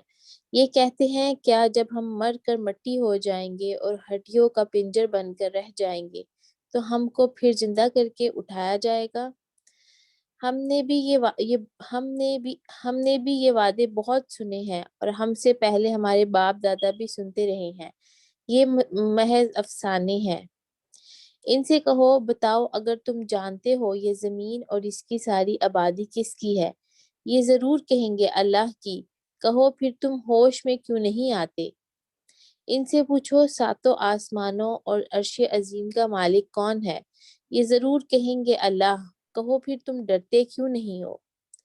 ان سے کہو بتاؤ اگر تم جانتے ہو کہ ہر چیز پر اقتدار کس کا ہے اور کون ہے جو پناہ دیتا ہے، اس کے مقابلے میں کوئی پناہ نہیں دے سکتا۔ یہ ضرور کہیں گے کہ یہ بات تو اللہ ہی کے لیے ہے، کہو پھر کہاں سے تم کو دھوکہ لگتا ہے؟ جو امر حق ہے وہ ہم ان کے سامنے لے آئے ہیں، اور کوئی شک نہیں یہ لوگ جھوٹے ہیں۔ اللہ نے کسی کو اپنی اولاد نہیں بنایا اور کوئی دوسرا خدا اس کے ساتھ نہیں، اگر ایسا ہوتا تو ہر خدا اپنے خلق کو لے کر الگ ہو جاتا، پھر وہ ایک دوسرے پر چڑھ دوڑتے۔ پاک ہے اللہ ان باتوں سے جو یہ لوگ بناتے ہیں۔ سے اللہ تعالیٰ نے پہلے اپنی ساری قدرت بتائی کہ اللہ تعالیٰ کیا کیا کرنے پر قادر ہیں، اور پھر اللہ تعالیٰ پر جو جھوٹ لگاتے ہیں اللہ تعالیٰ اس کے بارے میں وضاحت کر رہے ہیں کہ اللہ کے لیے نہ تو کوئی اولاد ہے اور نہ ہی اس کے ساتھ کوئی اور خدا ہے، کیونکہ دنیا میں بھی ایسے ہوتا ہے اگر دو ایک جیسی پوسٹ پہ لوگ ہوں تو وہ ان کی ڈویژن ہو جاتی ہے نیچے لوگوں کی بھی اور ان کے ہر معاملات میں بھی، لیکن اللہ تعالیٰ جو ہے وہ اکیلا ہی ہے، اسی لیے تو کوئی ایسا اس کے ساتھ نہیں ہے کہ وہ الگ ہو جاتا اپنی خلق کو لے کر اور ایک دوسرے پر بھی مطلب گروہ بازی ہو جاتی کوئی اس طرح سے۔ تو اللہ جو ہے وہ صرف ایک ہی ہے۔ آیت نمبر 92، کھلے اور چھپے کا جاننے والا وہ بالا تر ہے اس شرک سے جو یہ لوگ تجویز کر رہے ہیں۔ اے محمد صلی اللہ علیہ وآلہ وسلم، دعا کرو کہ پروردگار جس عذاب کی ان کو دھمکی دی جا رہی ہے وہ اگر میری موجودگی میں تو لائے، تو اے میرے رب مجھے ان ظالم لوگوں میں شامل نہ کرنا، اور حقیقت یہ ہے کہ ہم تمہاری آنکھوں کے سامنے وہ چیز لے آنے کی پوری قدرت رکھتے ہیں جس کی دھمکی ہم انہیں دے رہے ہیں۔ اے نبی، برائی کو اس طریقے سے دفع کرو جو کچھ باتیں وہ تم پر بناتے ہیں ہمیں وہ خوب معلوم ہے۔ یعنی وہ ہر قوم میں ایسے ہی ہوتا تھا کہ وہ بار بار یہی کہتے تھے کہ اللہ تعالیٰ جب ان کو عذاب سے ڈرایا جاتا تھا، اور پھر آپ صلی اللہ علیہ وسلم بھی جب عذاب کی بات کرتے تھے تو آگے سے جو کفار تھے مشرکین تھے وہ یہی کہتے تھے مذاق میں کہ ہاں تو لے آؤ پھر عذاب، جو تمہارا رب ہے اس کو عذاب لے آئے۔ تو اللہ تعالیٰ یہی کہہ رہے ہیں کہ اگر ہم یہ کہتے ہیں کہ ہم ان پہ عذاب لے کے آئیں گے تو ہم اس کی قدرت بھی رکھتے ہیں، اور اللہ تعالیٰ نے آپ صلی اللہ علیہ وسلم کی دعا سکھائی کہ آپ یہ دعا کریں کہ آپ وسلم کو اللہ تعالیٰ ظالموں میں مطلب بچا کے رکھے جب عذاب ان کے سامنے نہ آئے۔ اے نبی، برائی کو اس طریقہ سے دفع کرو جو بہترین ہو، کچھ باتیں جو تم پر بناتے ہیں جو تم پر بناتے ہیں وہ ہمیں خوب معلوم ہے، اور دعا کر کے پروردگار میں شیطان کی اکساہٹوں سے تیری پناہ مانگتا ہوں، بلکہ اے میرے رب میں تو اس سے بھی تیری پناہ مانگتا ہوں کہ وہ میرے پاس آئیں۔ یہ لوگ اپنی کرنی سے باز نہ آئیں گے یہاں تک کہ جب ان میں سے کسی کو موت آ جائے گی تو کہنا شروع کرے گا کہ اے میرے رب مجھے اسی دنیا میں واپس بھیج دے جسے میں چھوڑ کر آیا ہوں، امید ہے کہ اب میں نیک عمل کروں گا، ہرگز نہیں، یہ تو بس ایک بات ہے جو وہ بک رہا ہے، اب ان سب مرنے والوں کے پیچھے ایک برزخ حائل ہے دوسری زندگی کے دن تک۔ پھر جو ہی کہ سور پھونک دیا گیا ان کے درمیان پھر کوئی رشتہ نہ رہے گا نہ وہ ایک دوسرے کو پوچھیں گے۔ اس وقت جن کے پلڑے بھاری ہوں گے وہی فلاح پائیں گے، اور جن کے پلڑے ہلکے ہوں گے وہی لوگ ہوں گے جنہوں نے اپنے آپ کو گھاٹے میں ڈال لیا، وہ جہنم میں ہمیشہ رہیں گے، آگ ان کے چہروں کی کھال چاٹ جائے گی، ان کے جبڑے باہر نکل آئیں گے۔ کیا تم وہی لوگ نہیں ہو کہ میری آیات تمہیں سنائی جاتی تھی تو تم ان کو جھٹلاتے تھے؟ ابھی اللہ تعالیٰ نے وہ سارا یہاں پر بیان کیا ہے کہ جب انسان مر جائیں گے اور اگر ان کی جو برائیاں ہیں وہ زیادہ ہوں گی تو پھر ہر کوئی یہ خواہش کرے گا کہ ہم دنیا میں واپس چلے جائیں اور اب اس دفعہ ہم جو ہے وہ نیک عمل کریں گے، لیکن تب کسی کو بھی مہلت نہیں دی جائے گی۔ اور پھر اس کے بعد قیامت کا ذکر ہے کہ قیامت میں کس طرح سے سارا منظر ہوگا۔ آیت نمبر 106، وہ کہیں گے کہ اے ہمارے رب ہماری بدبختی ہم پر چھا گئی تھی، واقعی ہم گمراہ لوگ تھے، اے پروردگار اب ہمیں یہاں سے نکال دے، پھر ہم ایسا قصور کریں تو ظالم ہوں گے۔ اللہ تعالیٰ جواب دے گا دور ہو میرے سامنے سے، پڑے رہو اسی میں اور مجھ سے بات نہ کرو۔ تم وہی لوگ تو ہو کہ میرے کچھ بندے جب کہتے تھے کہ اے ہمارے پروردگار ہم ایمان لائے، ہمیں معاف کر دے، ہم پر رحم کر، تو سب رحیموں سے اچھا رحیم ہے۔ تو تم نے ان کا مذاق بنا لیا، یہاں تک کہ ان کی ضد نے تمہیں یہ بھی بلا دیا کہ میں بھی کوئی ہوں، اور تم ان پر ہنستے رہے۔ آج ان کے اس صبر کا میں نے یہ پھل دیا کہ وہی کامیاب ہے۔ پھر اللہ تعالیٰ ان سے پوچھے گا بتاؤ زمین میں تم کتنے سال رہے؟ وہ کہیں گے ایک دن یا دن کا بھی کچھ حصہ ہموار ٹھہرے، شمار کرنے والوں سے پوچھ لیجئے۔ ارشاد ہوگا تھوڑی ہی دیر ٹھہرے ہونا، کاش تم نے یہ اس وقت جانا ہوتا۔ کیا تم نے یہ سمجھ رکھا تھا کہ ہم نے تمہیں فضول ہی پیدا کیا اور تمہیں ہماری طرف کبھی پلٹنا ہی نہیں؟ پس بالا و برتر اللہ بادشاہ حقیقی کوئی خدا اس کے سوا نہیں، مالک ہے عرش بزرگ کا۔ اور جو کوئی اللہ کے ساتھ کسی کو معبود پکارے جس کے لیے اس کے پاس کوئی دلیل نہیں، تو اس کا حساب اس کے رب کے پاس ہے، ایسے کافی کبھی فلاح نہیں پا سکتے۔ اے محمد صلی اللہ علیہ وآلہ وسلم کہو میرے رب درگزر فرما اور رحم کر، اور تو سب رحیموں سے اچھا رحیم ہے۔ اور یہ دعا ہے رب اغفر وارحم وانت خیر الراحمین۔ صدق اللہ العظیم۔ پیچھے بھی 2 دعائیں آئی ہیں جی اسی جی رکوع میں، یہ ہے ربی اعوذ بک من ہمزات الشیاطین واعوذ بک ربی ان یحضرون۔ جب بھی کوئی اکساہٹ ہو، دل میں کوئی وسوسے آئیں تو اس دعا کو کثرت سے پڑھا کریں، شیطانی وسوسے فوراً ٹھیک ہو جاتے ہیں۔ اور آگے بھی آئی ہے یہ ربنا آمنا فاغفر لنا وارحمنا وانت خیر الراحمین، یہ بھی دعا ہے۔ اور یہ رب اغفر وارحم وانت خیر الراحمین، دونوں رحم مانگنے کی دعائیں ہیں۔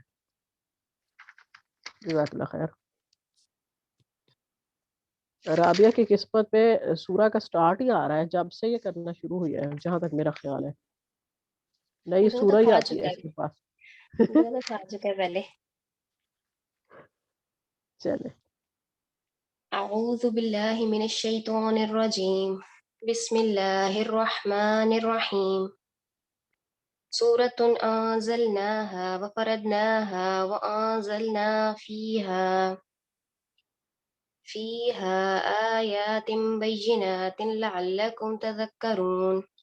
یہ ایک صورت ہے جس کو ہم نے نازل کیا ہے اور اسے ہم نے فرض کیا ہے، اور اس میں ہم نے صاف صاف ہدایات نازل کی ہیں شاید کہ تم سبق لو۔ صاف صاف ہدایات مطلب اس میں ہر چیز کلیئر ہے، مطلب صحیح سے سمجھ آنے والی باتیں ہیں۔ زانیہ عورت اور زانی مرد دونوں میں سے ہر ایک کو 100 کوڑے مارو، اور ان پر ترس کھانے کا جذبہ اللہ کے دین کے معاملے میں تم کو دامن گیر نہ ہو، اگر تم اللہ تعالیٰ اور روز آخرت پر ایمان رکھتے ہو۔ اور ان کو سزا دیتے وقت اہل ایمان کا ایک گروہ موجود رہے۔ ایک گروہ موجود رہنے کا اس لیے کہا گیا ہے کہ وہ بھی اس سے سبق حاصل کریں۔ زانی نکاح نہ کرے مگر زانیہ کے ساتھ یا مشرکہ کے ساتھ، اور زانیہ کے ساتھ نکاح نہ کرے مگر زانی یا مشرک، اور یہ حرام کر دیا گیا ہے اہل ایمان پر۔ اس کا مطلب ہے کہ زانی غیر تائب کے لیے اگر موضوع ہے تو زانیہ ہی موضوع ہے، یا پھر مشرکہ کسی مومنہ صالحہ کے لیے وہ موضوع نہیں ہے، اور حرام ہے اہل ایمان کے لیے کہ وہ جانتے بوجھتے اپنی لڑکیاں ایسے فاجروں کو دیں۔ اسی طرح زانیہ عورتوں کے لیے اگر موضوع ہے تو انہی جیسے زانی یا پھر مشرک کسی مومن صالح کے لیے وہ موضوع نہیں ہے۔ اور جو لوگ پاک دامن عورتوں پر تہمت لگائیں پھر 4 گواہ لے کر نہ آئیں، ان کو 80 کوڑے مارو، اور ان کی شہادت کبھی قبول نہ کرو، اور وہ خود ہی فاسق ہیں، سوائے ان لوگوں کے جو اس حرکت کے بعد تائب ہو جائیں اور اصلاح کر لیں کہ اللہ ضرور ان کے حق میں غفور الرحیم ہے۔ مطلب اللہ تعالیٰ نے توبہ کے دروازے تو ہر ٹائم کھول رکھے ہیں، تو یہ لوگ بھی اگر توبہ کرتے ہیں تو اس کے بعد ان کی گواہی وغیرہ قبول کی جا سکتی ہے۔ یہ سورہ پڑھتے وقت یہ سوچیں کہ اللہ تعالیٰ نے عورتوں کو پروٹیکٹ کیا ہے اس میں. جو جی اللہ تعالیٰ نے قوانین بنائے ہیں عورت کی حفاظت کے، کائنات میں اور کوئی بنا نہیں سکتا. اب دیکھیں یہاں اللہ تعالیٰ کہہ رہے ہیں 4 گواہ لاؤ، اور وہ بھی جنہوں نے اپنی آنکھوں سے دیکھا ہو، ورنہ تہمت قبول نہیں کی جائے گی. بے شک، اور ایسا دیکھیں کتنا مشکل ہے. بالکل. اور جو لوگ اپنی بیویوں پر الزام لگائیں اور ان کے پاس خود ان کے اپنے سوا دوسرے کوئی گواہ نہ ہوں، تو ان میں سے ایک شخص کی شہادت یہ ہے کہ وہ 4 مرتبہ اللہ کی قسم کھا کر گواہی دے کہ وہ اپنے الزام میں سچا ہے، اور 5ویں بار کہے کہ اس پر اللہ کی لعنت ہو اگر وہ اپنے الزام میں جھوٹا ہو.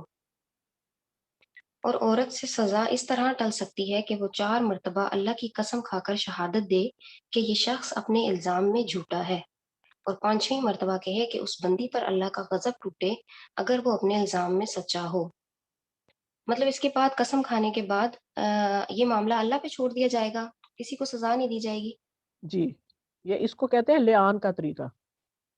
اگر جی دونوں ہی قسم کھا کے ایک دوسرے پہ لعنت کر رہے ہیں کہ میں سچا ہوں، یہ جھوٹ میرے اوپر الزام لگا رہا ہے، بیوی بھی یہی کہہ رہی ہے، شوہر بھی یہی کہہ رہا ہے، تو بس ان کا معاملہ پھر اللہ پہ چھوڑ دیا جائے گا، کیونکہ آگے وہ کہہ رہے ہیں کہ اس پر اللہ کی لعنت ہو جو اپنے الزام میں جھوٹا ہو. خود اپنے ٹھیک. اوپر لعنت دے رہا ہے نا وہ جو جھوٹ بول رہا ہے. تو پھر ان کا بالکل معاملہ اللہ پہ چھوڑ دیا جائے گا، دونوں کو ہی چھوڑ دیا جائے گا، سزا نہیں دی جائے گی. صحیح. لیکن طلاق ہو جائے گی، طلاق کرا دی جائے گی. اچھا، اوکے. تم لوگوں پر اللہ کا فضل اور اس کا رحم نہ ہوتا اور یہ بات نہ ہوتی کہ اللہ پر بڑا التفات فرمانے والا اور حکیم ہے، تو بیویوں پر الزام کا معاملہ تمہیں بڑی پیچیدگی میں ڈال دیتا. جزاک اللہ. بہت ڈیٹیل ہے، بہت ڈیٹیل ہے اس سورہ کی، لیکن یہاں پھر ڈیٹیل کا ٹائم نہیں ہے. آگے اعوذ کون؟ باللہ من الشیطان الرجیم. جو لوگ یہ بہتان گھڑ لائے ہیں وہ تمہارے ہی اندر کا ایک ٹولہ ہے. اس واقعے کو اپنے حق میں شر نہ سمجھو، بلکہ یہ بھی تمہارے لیے خیر ہی ہے. جس نے اس میں جتنا حصہ لیا اس نے اتنا ہی گناہ سمیٹا، اور جس شخص نے اس کی ذمہ داری کا بڑا حصہ اپنے سر لیا اس کے لیے تو عذاب عظیم ہے. جس وقت تم لوگوں نے اسے سنا تھا اسی وقت کیوں نہ مومن مردوں اور مومن عورتوں نے اپنے آپ سے نیک گمان کیا، اور کیوں نہ کہہ دیا کہ یہ صریح بہتان ہے. وہ لوگ اپنے الزام کے ثبوت میں 4 گواہ کیوں نہ لے کر آئے. اب کہ وہ گواہ نہیں لائے، اللہ کے نزدیک وہی جھوٹے ہیں. اگر تم لوگوں پر دنیا اور آخرت میں اللہ کا فضل اور رحم و کرم نہ ہوتا تو جن باتوں پر تم پڑ گئے تھے ان کے پاداش میں بڑا عذاب تمہیں آ لیتا. ذرا غور تو کرو، اس وقت تم کیسی سخت غلطی کر رہے تھے جبکہ تمہاری ایک زبان سے دوسری زبان اس جھوٹ کو لیتی چلی جا رہی تھی، اور تم اپنے منہ سے وہ کچھ کہے جا رہے تھے جس کے متعلق تمہیں کوئی علم نہ تھا. تم اسے ایک معمولی بات سمجھ رہے تھے، حالانکہ اللہ کے نزدیک یہ بڑی بات تھی. بے شک.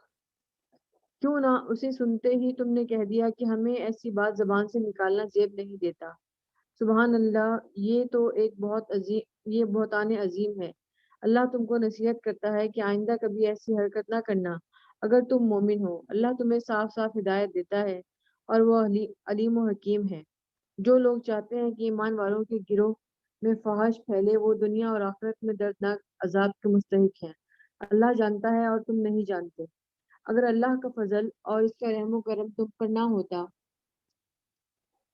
اور یہ بات نہ ہوتی کہ اللہ بڑا شفیق و رحیم ہے، تو یہ چیز جو ابھی تمہارے اندر پھیلائی گئی تھی بدترین نتائج دکھا دیتی.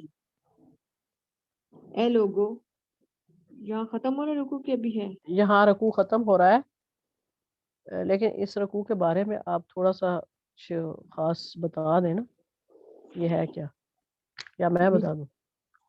آپ بتا دیں. یہ وہ واقعے کے بارے میں. ہاں، یہ واقعہ افق کے بارے میں ہے، اور جی افق کا مطلب ہوتا ہے یعنی کہ اللہ تعالیٰ نے افق کا لفظ بول کے اس کی تردید کر دیا. اس کے معنی ہوتا ہے الٹ دینا، خلاف حقیقت بات کرنا، اور قطعی جھوٹ، افتراء کے معنی میں یہ لفظ آتا ہے. یہ حضرت عائشہ صدیقہ پہ جو الزام لگایا گیا تھا اس کے بارے میں یہ سارا رکوع ہے. پوری ڈیٹیل جو ہے اور یہ اللہ رکوع ہے. تعالیٰ نے مومنوں سے غصہ کیا اس بات پہ کہ تمہاری زبانوں سے یہ بات نکلی ہی کیوں ہے، اور آئندہ کے لیے یہ حرکت نہ کرنا یعنی کہ اگر آئندہ کبھی ایسا کیا تو پھر اللہ تعالیٰ معاف نہیں کرے گا. آپ نے نبی کی بیوی پہ الزام لگایا, اور جو یہ ہے کہ جس نے زیادہ حصہ ڈالا اس نے اپنے لیے وہ عبداللہ بن ابئی کے بارے اتنا میں ہے, زیادہ منافق برا رئیس سمجھ لیا اپنے. المنافقین جو تھا, اس نے پہلے یہ بات پھیلائی تھی. اللہ اسی اکبر. لیے منافقین کے سردار کہلایا جاتا ہے. آپ کا ایک رکوع تھا؟ جی میرا ایک تھا. چلے تو پھر بس شائستہ ہے. جی شائستہ. جی بسم اللہ الرحمن الرحیم. بھابھی یہ اس کی بھی اصل میں میرے پاس جو تفسیر ہے اس میں نا کوئی پیجز کا اس میں گڑبڑ ہے جو نیٹ پہ میں نے ابھی, تو میں وہ دوسری جس سے ہم تفسیر آپ کرتی تھی اس سے آج کر رہی ہوں, تو جہاں میں مجھ سے نہ ہو سکے وہاں آپ جو ہے نا میری ہیلپ کیجیے گا, کیونکہ وہ کچھ پیجز آگے پیچھے ہیں یہ نیٹ پہ نا اس کا یعنی اس سورہ پراپر کی نہیں. ویسے یہ میں ریکمینڈ کروں گی, بلکہ مشورہ دوں گی کہ سب لوگ سورہ نور کی فرسٹ ورڈ سے لاسٹ ورڈ تک تفسیر بہت کیئرفلی پڑھیں. اسی طرح پھر سورہ حجرات آئے گی, اس کی لازم پڑھیں.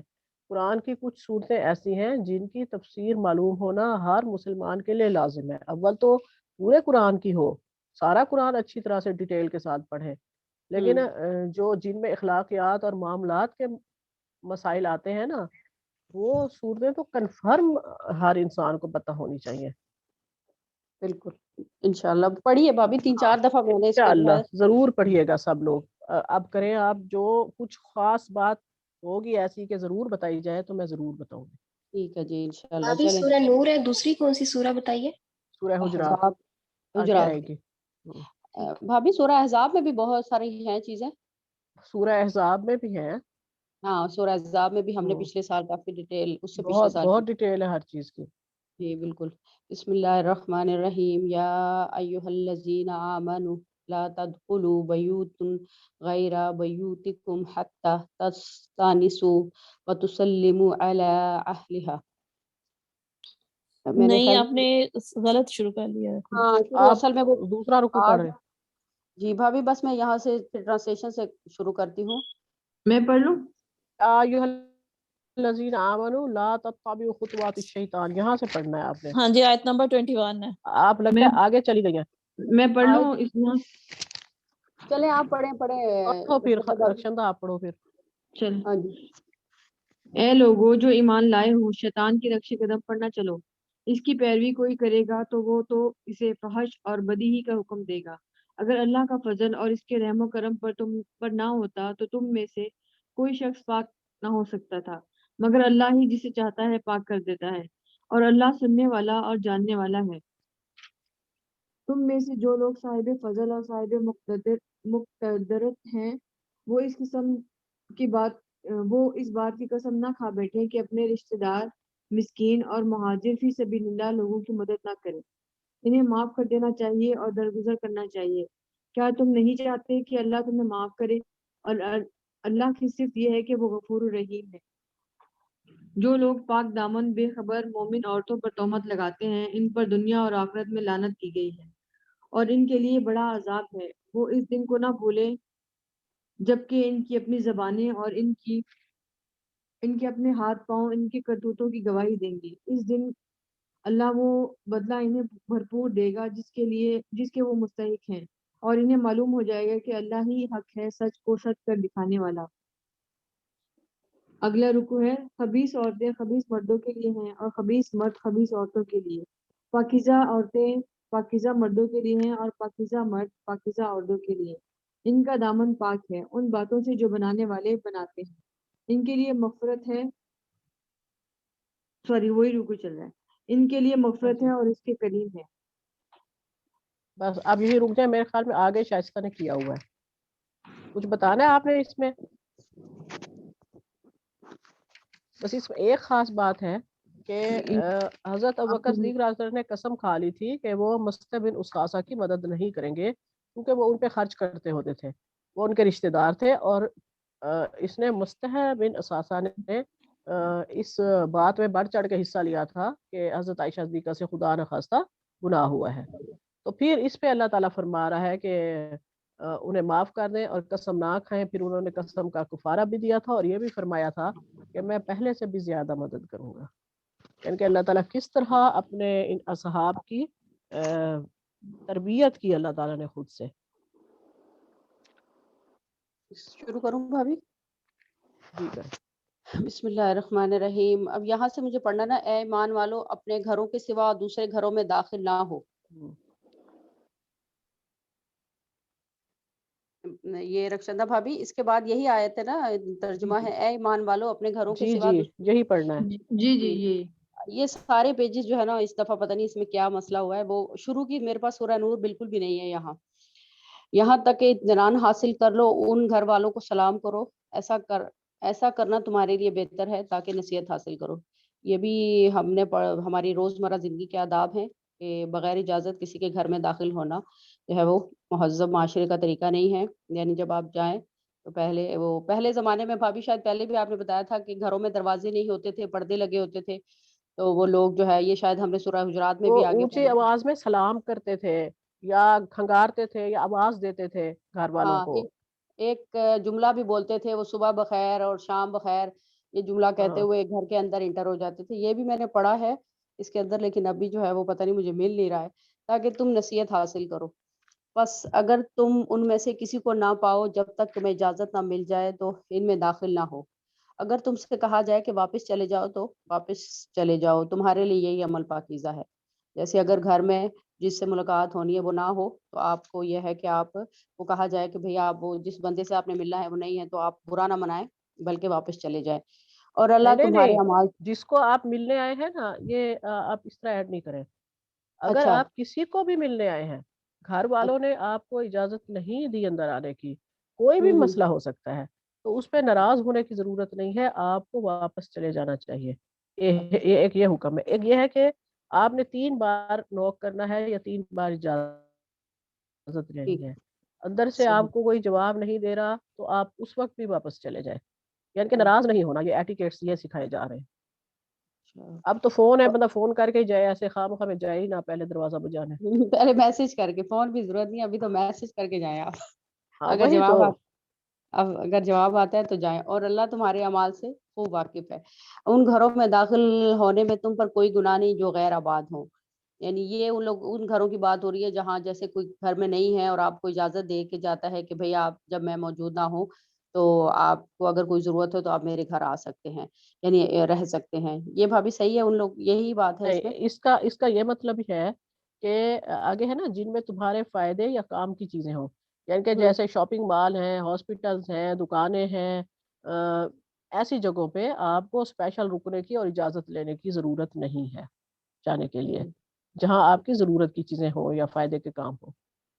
यहाँ उस वक्त मैंने थोड़ा सा, शायद मुझे अभी याद है, मैंने पढ़ा है, अभी सुबह पढ़ा है, लेकिन अभी मुझे मिल नहीं रहा है कि उस सराय और वो जो रहने हाँ की हाँ, जगह होटल होती है, है। होटल हाँ। है, सराय है, शॉप्स हैं, हम्म। सब इसी में आता है। जिनमें तुम्हारे मालो सबाब रखे हो, और जो कुछ तुम जाहिर करते हो और जो छुपाते हो, अल्लाह उनकी खबर रखता है। ए मेरे नबी सल्लल्लाहु अलैहि वसल्लम, आप ईमान वालों से कह दीजिए कि अपनी निगाहें नीची रखें और अपनी शर्मगाहों की हिफाजत करें, ऐसा करना उनके लिए ज्यादा बेहतर है। बेशक वो लोग जो कुछ करते हैं अल्लाह उससे पूरी तरह बाखबर है। ये आप पहले सब बता चुकी हैं, पहले सूरह मोमिनून में भी। और ए मेरे नबी सल्लल्लाहु अलैहि वसल्लम, आप ईमान वाली औरतों से कह दीजिए कि वो अपनी निगाहें नीची रखें और अपनी शर्मगाहों की हिफाजत करें और अपनी जीनत को जाहिर न करें सिवाय उसके जो जो ये जाहिर करता है, और अपने गिरेबानों पर अपनी ओढ़नियां डाले रखें और अपना बनाव श्रृंगार किसी के सामने जाहिर न करें सिवाय अपने शोहर के या अपने बाप के या अपने शोहरों के बाप या अपने बेटों के या अपने शोहरों के बेटों के या अपने भाई के या अपने भाइयों के बेटों के या अपनी बहनों के बेटों के या अपने औरतों के या अपने गुलामों के या घर में रहने वाले उन लोगों के सिवा जो औरत की ख्वाहिश ना रखते हों, और या उन बच्चों के सिवा जो अभी औरतों की शर्मगाहों से आगाह नहीं है, और अपने पाँव जमीन पर मार कर ना चलें ताकि उनकी पोशीदा जीनत लोगों को मालूम हो जाए। और ए मोमिनो, तुम सब मिलकर अल्लाह के हजूर तौबा करो ताकि कामयाब हो जाओ। ये वो तमाम रिश्ते हैं ऊपर जो जिक्र हुआ है जो आपके लिए महरम रिश्ते हैं। उनके लिए जो है नहीं, सिवाय अपने शौहरों के, अपने अच्छा, ये तमाम रिश्ते जिनका जिक्र हुआ है ये आपके महरम रिश्ते हैं। भाभी इनके सामने हम बनाव श्रृंगार कर सकते हैं, बाकी उसके बनाव अलावा नहीं। शिकार कर सकते हैं, लेकिन हर महरम रिश्ते की भी आगे आगे डिटेल्स हैं। अच्छा। जैसे अब शोहर है, शोहर का बाप है या अपना बाप है, इन सब के साथ आपकी सेम रिलेशन तो नहीं है कि आप अब शोहर के सामने तो आपका कोई पर्दा ही नहीं है, ठीक है, सर से सही बात। पांव तक किसी भी चीज का। लेकिन शोहर का बाप है, अपना बाप है, अपना भाई है, उसके सामने भी आपका औरा कवर होना है। यानी कि गर्दन, कान, बाल, वो भी औरा में आते हैं। सही। सिर्फ हाथ, कलाइयाँ नहीं आती, कलाइयाँ औरा में आती हैं, हाथ ओपन रख सकते हैं, हाथ, मुंह और पाँव, बस हम्म। सिर्फ ये 3 चीजें बाहर हो सकती है। पाँव के टुकने भी नजर नहीं आने चाहिए। अच्छा। और ये जो ये घर में रहने वाले लोगों के सिवा जो औरतों की ख्वाहिश ना रखते हो, ये जो तीसरी जो हमारा वो होती है मे भी ये ये इसमें खुसरे वगैरह भी आते होंगे, और इसमें मुलाजिम, गुलाम। नौकर वगैरह, गुलाम शुलाम ये भी आते होंगे। अच्छा ठीक। इसकी भी बहुत डिटेल है, बहुत ज्यादा बहुत डिटेल है, ज्यादा सब पता डिटेल होना की। चाहिए। सही बात। और तुम में जो मर्द बगैर और बीवी के बच्चे और भी, अब तो देखे ना, बच्चे भी 8-10 साल के, सारी बातों का उनको पता होता है चला है। 10 साल से छोटे बच्चों का इसमें आया है, तो उससे जो 10 साल का बच्चा है, उससे भी आपको ख्याल करना है। सही। और तुम में जो मर्द बगैर औरत के और जो औरतें बगैर शौहर के हों उनकी शादी कर दो, और अपने नेक ईमानदार गुलामों और लौंडियों की भी शादी कर दो। अगर वो फकीर होंगे तो वो अल्लाह अपने फजल से उन्हें मालदार बना देगा, और अल्लाह बड़ी कुशादगी वाला खूब जानने वाला है। और जिनको शादियों के असबाब मुहैया ना हो उन्हें अपनी पाक दामनी की हिफाजत करनी चाहिए, ताकि अल्लाह अपने फजल से उन्हें मालदार बना दे। ये भाभी ये जो अभी जो मैंने आयत पढ़ी है इसको जरा कर दे कि जिनकी शादी के असबाब उन्होंने पाक दामनी, अल्लाह उन्हें अपने फजल से मालदार बना दे। असल में ना ये बहुत सारी इसकी डिटेल्स हैं। अच्छा। यानी कि जो निकाह का जिनके पास नहीं है, वसाइल नहीं है, हम्म। तो ये हम पहले भी कर चुके हैं इस बात को, कि लौंडियों से भी निकाह कर सकते हैं, किसी मोमिन लौंडी से, उसके मालिक की मर्जी से। वरना फिर रोजे रखें, इफ़्फ़त मावी अख्तियार करें, यानी कि रोजे रखें, अपने नफ्स पे कंट्रोल रखें। जब सही। उनको अल्लाह गनी कर देगा तो फिर उसके बाद वो निकाह कर सकते हैं, खर्च कर सकते हैं, यानी कि। और तुम्हारे गुलामों में से जो माल के एवज अपनी आज़ादी की तहरीर लिखवाना चाहें और तुम्हें उनमें उसकी सलाहियत मालूम हो तो इन्हें लिख कर दे दो, और अल्लाह ने तुम्हें जो माल दिया है उनमें से उन्हें कुछ देकर उनकी मदद करो। यहाँ पर ये हो सकता है ना भाभी कि वो गुलाम जो अपनी जो है वो गुलामी की जो उजरत है वो उसको दे दे और आज़ादी हासिल करना चाहे, तो हम्म, बेहतर तरीके से, ऐसा तरीके से उनके आपस में और रिटर्न मुआहदा करके उसको आज़ाद कर देना चाहिए। यही मतलब होगा ना। जी जी।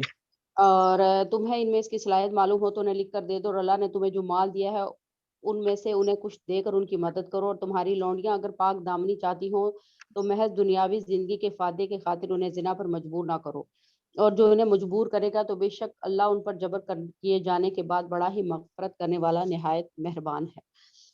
और हमने तुम्हारे लिए खुली आयतें और तुमसे पहले जो लोग गुजर चुके हैं उनके वाक़यात और परहेजगारों के लिए नसीहत नाजिल की है।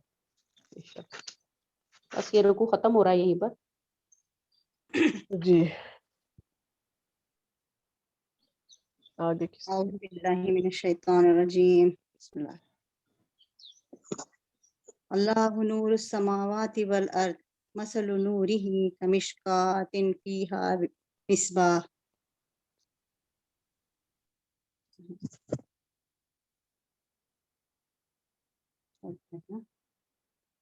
आवाज नहीं आ रही है आपकी। जी जी, एक मिनट में पढ़ते।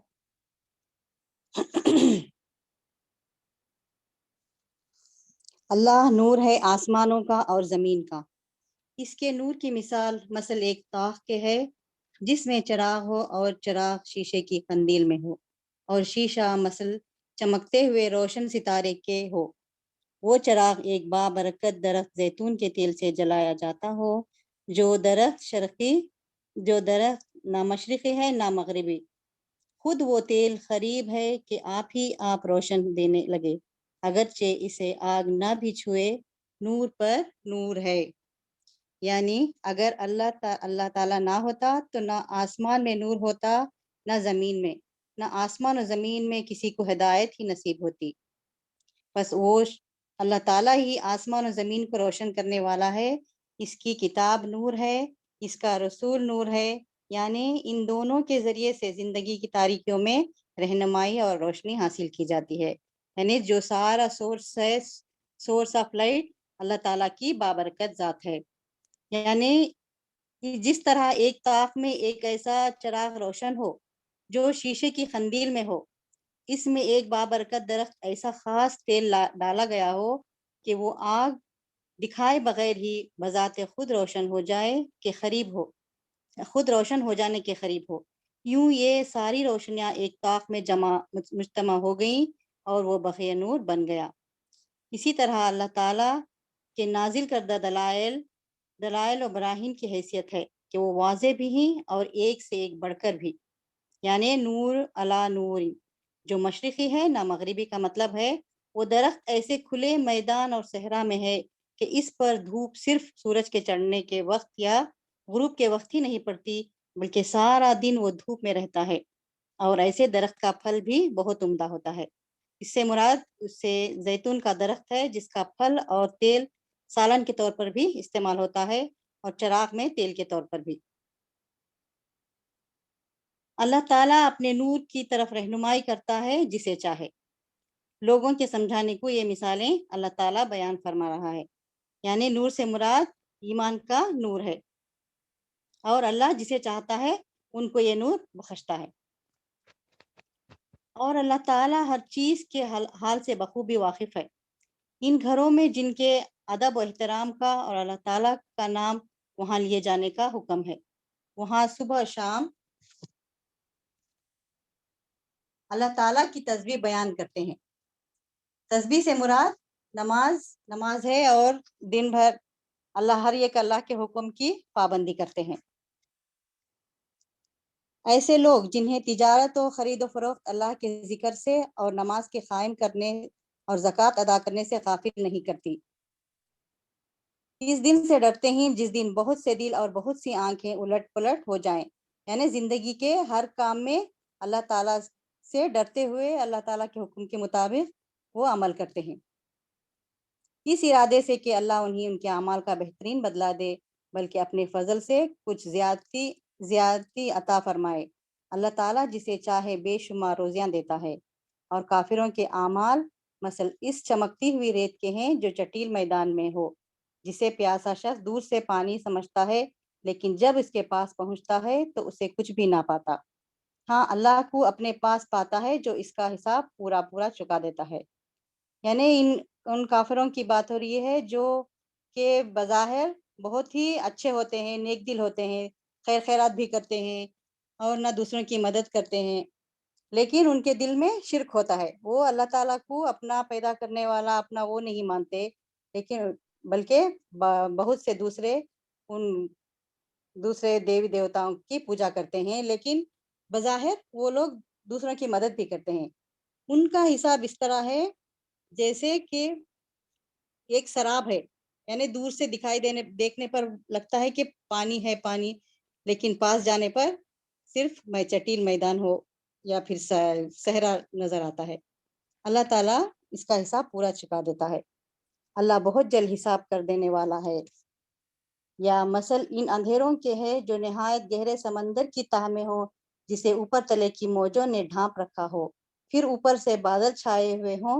الغرض اندھیریاں ہیں جو اوپر تلے پے در پہ ہیں، جب اپنا ہاتھ نکالے تو اسے بھی قریب ہے کہ نہ دیکھ سکے. یعنی سمندر کے اندر جس طرح سے بہت زیادہ اندھیرا ہوتا ہے، اسی طرح سے ان کا جو ہے عمل ہے. اور بات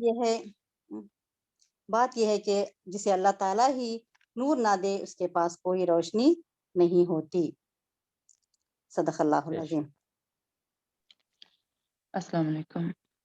رکوع نمبر 12 ہے. اس میں اللہ تعالیٰ نے اپنے قدرت کے جو مظاہر ہیں ان کے بارے میں سٹارٹ سے ہی ان کے بارے میں ذکر شروع کیا ہے. اعوذ باللہ من الشیطان الرجیم. الم تر ان اللہ یسبح له من فی السماوات والارض والطیر صافات. کیا آپ نے نہیں دیکھا کہ آسمان اور زمین کی کل مخلوق اور پر پھیلائے اڑنے والے کل پرند اللہ کی تسبیح میں مشغول ہیں، ہر ایک کی نماز اور تسبیح اسے معلوم ہے. لوگ جو کچھ کریں اس سے اللہ بخوبی واقف ہیں۔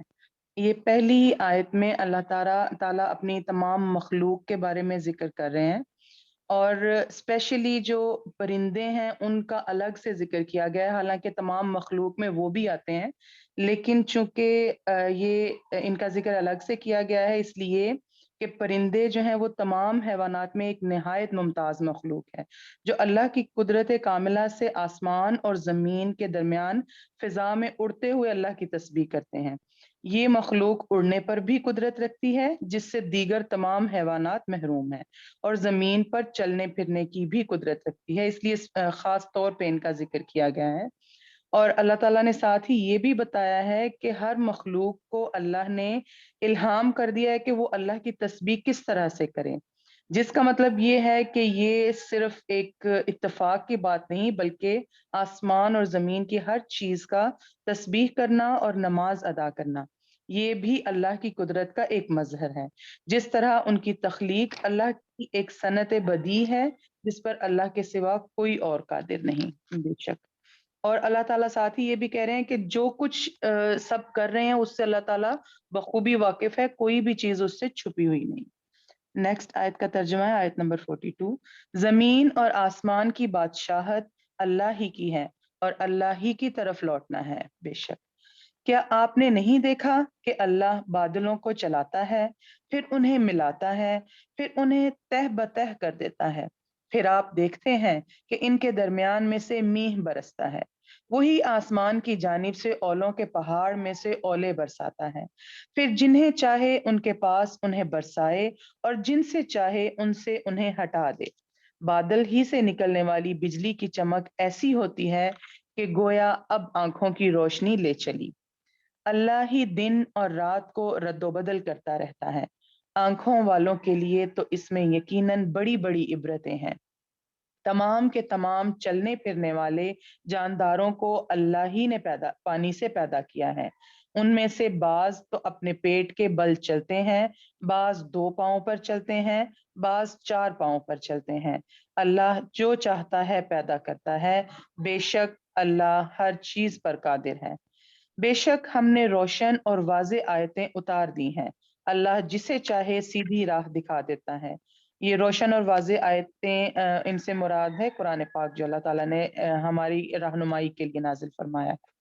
اور نیکسٹ آیت کا ترجمہ ہے، اور کہتے ہیں ہم اللہ اور رسول پر ایمان لائے اور فرمانبردار ہوئے، پھر ان میں سے ایک فرقہ اس کے بعد بھی پھر جاتا ہے، یہ ایمان والے ہیں ہی نہیں۔ جب یہ اس بات کی طرف بلائے جاتے ہیں کہ اللہ اور اس کا رسول ان کے جھگڑے چکا دے تو بھی ان کی ایک جماعت منہ موڑنے والی بن جاتی ہے۔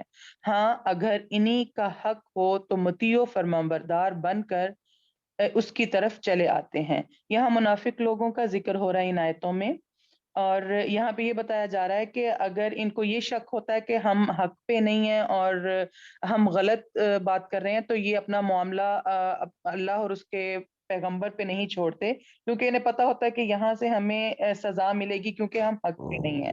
لیکن جب یہ حق پہ ہوتے ہیں تو پھر یہ فوراً اپنا معاملہ اللہ اور اس کے رسول کی طرف لے جاتے ہیں۔ یہاں پہ رکوع نمبر 12 جو ہے وہ ختم ہو رہا ہے، آگے نہیں ابھی ایک آیت ہے جی۔ نیکسٹ آیت کا ترجمہ ہے، کیا ان کے دلوں میں بیماری ہے یا یہ شک و شبہ میں پڑے ہوئے ہیں، یا انہیں اس بات کا ڈر ہے کہ اللہ اور اس کا رسول ان کی حق تلفی کریں گے؟ بات یہ ہے کہ یہ لوگ خود ہی بڑے ظالم ہیں۔ اب نیکسٹ رکوع سٹارٹ ہو رہا ہے۔ ایمان والوں کا قول تو یہ ہے کہ جب انہیں اس لیے بلایا جاتا ہے کہ اللہ اور اس کا رسول ان میں فیصلہ کر دے تو وہ کہتے ہیں کہ ہم نے سنا اور مان لیا، یہی لوگ کامیاب ہونے والے ہیں۔ جو بھی اللہ کی اور اس کے رسول کی فرمانبرداری کریں، خوف الہی رکھیں اور اس کے عذابوں سے ڈرتے رہیں، وہی نجات پانے والے ہیں، بے شک۔ بڑی پختگی کے ساتھ اللہ کی قسمیں کھا کھا کر کہتے ہیں کہ آپ کا حکم ہوتے ہی نکل کھڑے ہوں گے۔ کہہ دیجئے کہ بس قسمیں نہ کھاؤ، تمہاری اطاعت کی حقیقت معلوم ہے، جو کچھ تم کر رہے ہو اللہ اس سے باخبر ہے۔ یہ پھر منافق لوگوں کی ایک جو ہے وہ بتائی گئی ہے ان کی خصوصیت کہ وہ قسمیں کھا کے یقین دلاتے ہیں کہ ہم جو ہے وہ آپ کی ہر بات کو مانتے ہیں اور آپ جیسے ہی ہمیں حکم دیں گے تو ہم نکل کھڑے ہوں گے۔ تو اللہ تعالیٰ نے ان سے کہا ہے کہ قسمیں کھا کے نہ بتاؤ، اللہ تو ہر چیز جانتا ہے جو تمہارے دلوں میں ہے، اور جو تم ظاہر کر رہے ہو وہ سب اس پہ واضح ہے، وہ اس سے کوئی چیز بھی چھپی ہوئی نہیں۔ نیکسٹ آیت کا ترجمہ ہے، اس کو کہہ اپنے اوپر بھی دیجیے لیں کہ جی بالکل قسمیں نہیں کھانی چاہیے، اپنے بے آپ شک کو سچا ثابت کرنے کے لیے قسمیں نہیں کھانی چاہیے، قسمیں نہیں کیونکہ کھانی یہ چاہیے، منافقین کی صفت ہے۔ بے شک۔ نیکسٹ آیت کا ترجمہ ہے، کہہ دیجئے کہ اللہ کا حکم مانو، رسول اللہ صلی اللہ علیہ وآلہ وسلم کی اطاعت کرو، پھر بھی اگر تم نے روگردانی کی تو رسول کے ذمے تو صرف وہی ہے جو اس پر لازم کر دیا گیا ہے، اور تم پر اس کی جواب دہی ہے جو تم پر رکھا گیا ہے۔ ہدایت تو تمہیں اسی وقت ملے گی جب رسول کی ماتحتی کرو گے۔ سنو، رسول کے ذمے تو صرف صاف طور پر پہنچا دینا ہے۔ تم میں سے ان لوگوں سے جو ایمان لائے ہیں اور نیک اعمال کیے ہیں اللہ وعدہ فرما چکا ہے کہ انہیں ضرور ملک کا خلیفہ بنائے گا، جیسے کہ ان لوگوں کو خلیفہ بنایا تھا جو ان سے پہلے تھے، اور یقیناً ان کے لیے ان کے دین کو مضبوطی کے ساتھ محکم کر کے جما دے گا جسے ان کے لیے وہ پسند فرما چکا ہے، اور ان کے خوف و خطر کو وہ امن و امان سے بدل دے گا۔ وہ میری عبادت کریں گے، میرے ساتھ کسی کو بھی شریک نہ ٹھہرائیں گے، اس کے بعد بھی جو لوگ ناشکری اور کفر کریں وہ یقیناً فاسق ہیں۔ نماز کی پابندی کرو، زکوٰۃ ادا کرو اور اللہ کے رسول کی فرمانبرداری میں لگے رہو تاکہ تم پر رحم کیا جائے۔ یہ خیال آپ کبھی بھی نہ کرنا کہ منکر لوگ زمین میں ادھر ادھر بھاگ کر ہمیں ہرا دینے والے ہیں، ان کا اصلی ٹھکانہ تو جہنم ہے جو یقیناً بہت ہی برا ٹھکانہ ہے۔ بے شک یہاں پہ رکوع ختم ہو رہا ہے۔ صدق اللہ العظیم، جزاک اللہ خیر۔ أعوذ بالله من الشيطان الرجيم يا أيها الذين آمنوا ليستأذنكم الذين ملكت أيمانكم والذين لم يبلغوا الحلم منكم 3 مرات۔ یہاں سے پھر احکام معاشرت دوبارہ شروع کیے جا رہے ہیں۔ اے لوگو جو ایمان لائے ہو، لازم ہے کہ تمہارے مملوک یعنی کہ تمہارے غلام اور تمہاری لونڈیاں اور تمہارے وہ بچے جو ابھی عقل کی حد کو نہیں پہنچے ہیں یعنی بالغ نہیں ہوئے، 3 اوقات میں اجازت لے کر تمہارے پاس آیا کریں، صبح کی نماز سے پہلے اور دوپہر کو جبکہ تم کپڑے اتار کر رکھ دیتے ہو، اور عشاء کی نماز کے بعد۔ یہ 3 وقت تمہارے لیے پردے کے وقت ہیں۔ ان کے بعد وہ بلا اجازت آئیں تو نہ تم پر کوئی گناہ ہے نہ ان پر، تمہیں ایک دوسرے کے پاس بار بار آنا ہی ہوتا ہے۔ اس میں یہ ہے کہ ان 3 وقتوں کے سوا دوسرے اوقات میں نابالغ بچے اور گھر کے مملوک ہر وقت عورتوں اور مردوں کے پاس ان کے کمرے میں یا ان کی تخلیے کی جگہ میں بلا اجازت آ جا سکتے ہیں۔ اس صورت میں اگر تم کسی نامناسب حالت میں ہو اور وہ بلا اجازت آ جائیں تو تمہیں ڈانٹ ڈپٹ کرنے کا کوئی حق نہیں، کیونکہ پھر یہ تمہاری اپنی حماقت ہوگی نہ کہ ان کی۔ اس طرح اللہ تمہارے لیے اپنے ارشادات کی توضیح کرتا ہے اور وہ علیم و حکیم ہے۔ اور جب تمہارے بچے عقل کی حد کو پہنچ جائیں تو چاہیے کہ اسی طرح اجازت لے کر آیا کریں جس طرح ان کے بڑے اجازت لیتے رہے ہیں۔ اس طرح اللہ اپنی آیات تمہارے سامنے کھولتا ہے اور وہ علیم و حکیم ہے۔ اور جو عورتیں جوانی سے گزری بیٹھی ہوں، نکاح کی امیدوار نہ ہوں، وہ اگر اپنی چادریں اتار کر رکھ دیں تو ان پر کوئی گناہ نہیں، بشرط یہ کہ زینت کی نمائش کرنے والی نہ ہوں، تاہم وہ بھی حیاداری ہی برتیں تو ان کے حق میں اچھا ہے، اور اللہ سب کچھ سنتا اور جانتا ہے۔ کوئی حرج نہیں اگر کوئی اندھا یا لنگڑا یا مریض کسی کے گھر سے کھا لے، اور نہ تمہارے اوپر اس میں کوئی مضائقہ ہے کہ اپنے گھروں سے کھاؤ یا اپنے باپ دادا کے گھروں سے یا اپنی ماں نانی کے گھروں سے یا اپنے بھائیوں کے گھروں سے یا اپنی بہنوں کے گھروں سے یا اپنے چچاؤں کے گھروں سے یا اپنی پھپھیوں کے گھروں سے یا اپنے ماموؤں کے گھروں سے یا اپنی خالاؤں کے گھروں سے یا ان گھروں سے جن کی کنجیاں تمہاری سپردگی میں ہوں یا اپنے دوستوں کے گھروں سے۔ اس میں بھی کوئی حرج نہیں کہ تم لوگ مل کر کھاؤ یا الگ الگ، البتہ جب گھروں میں داخل ہوا کرو تو اپنے لوگوں کو سلام کیا کرو. دعائے خیر اللہ کی طرف سے مقرر فرمائی ہوئی بڑی بابرکت اور پاکیزہ. اس طرح اللہ تعالیٰ تمہارے سامنے آیات بیان کرتا ہے. توقع ہے کہ تم سمجھ بوجھ سے کام لوگے. یہ تو ساری کلیئر ہی ہے نائلہ بھی ہے نا، اس میں تو کچھ جی نہیں جی ہے. بالکل کلیئر ہے. مومن تو آگے نیکسٹ رکوع شروع ہوتا ہے. مومن تو اصل میں وہی ہیں جو اللہ اور اس کے رسول کو دل سے مانے اور جب کسی اجتماعی کام کے موقع پر رسول کے ساتھ ہوں تو اس سے اجازت لیے بغیر نہ جائیں. یہی حکم نبی صلی اللہ علیہ وسلم کے بعد آپ کے جانشینوں اور اسلامی نظام جماعت کے عمرہ کا بھی ہے. جب کسی اجتماعی مقصد کے لیے مسلمانوں کو جمع کیا جائے، قطع نظر اس کے کہ جنگ کا موقع ہو یا حالت امن کا، بہرحال ان کے لیے یہ جائز نہیں کہ امیر کی اجازت کے بغیر واپس چلے جائیں یا منتشر ہو جائیں. جو لوگ تم سے اجازت مانگتے ہیں وہی اللہ اور رسول کے ماننے والے ہیں. بس جب وہ اپنے کسی کام سے اجازت مانگے تو جسے تم چاہو اجازت دے دیا کرو اور ایسے لوگوں کے حق میں اللہ سے دعائے مغفرت کیا کرو. اللہ یقیناً غفور الرحیم ہے. یعنی یہ امیر پہ ہی ڈیپینڈ کرتا ہے، وہ چاہے تو اجازت دے چاہے تو نہ دے. وہ بہتر سمجھ سکتا ہے کہ اس کی انفرادی ضرورت جو ہے اجتماعی ضرورت سے زیادہ اگر امپورٹنٹ ہے تو اسے اجازت دینے کا حق ہے. اگر اجتماعی ضرورت زیادہ امپورٹنٹ ہے تو پھر بے شک وہ اجازت نہ دے، اس پہ وہ کوئی اس کا وہ نہیں آتا. لیکن چونکہ وہ اجتماعی ضرورت پہ اپنی انفرادی ضرورت کو ترجیح دے رہے ہوتے ہیں، اس لیے ایک قسم کا یہ گناہ ہے اور رسول سے کہا گیا ہے کہ اللہ سے ان کے حق میں دعائے مغفرت کر دیا کرو. مسلمانوں اپنے درمیان رسول کے بلانے کو آپس میں ایک دوسرے کا سا بلانا نہ سمجھ بیٹھو. اب یہ جو رسول کا بلانا ہے اس کے انہوں نے تین میننگز میں لیا ہے اس چیز کو مفسرین نے. اول یہ کہ رسول کے بلانے کو عام آدمیوں میں سے کسی کے بلانے کی طرح نہ سمجھو، یعنی رسول کے بلاوے کو غیر معمولی اہمیت اس کو سامنے رکھو. دوسرا کوئی بلائے اور تم لبیک نہ کہو تو تمہیں آزادی ہے، لیکن رسول بلائے اور تم نہ جاؤ یا دل میں ذرا برابر بھی تنگی محسوس کرو تو ایمان کا خطرہ ہے. دوسری بات، رسول کی دعا کو عام آدمیوں کی سی دعا نہ سمجھو.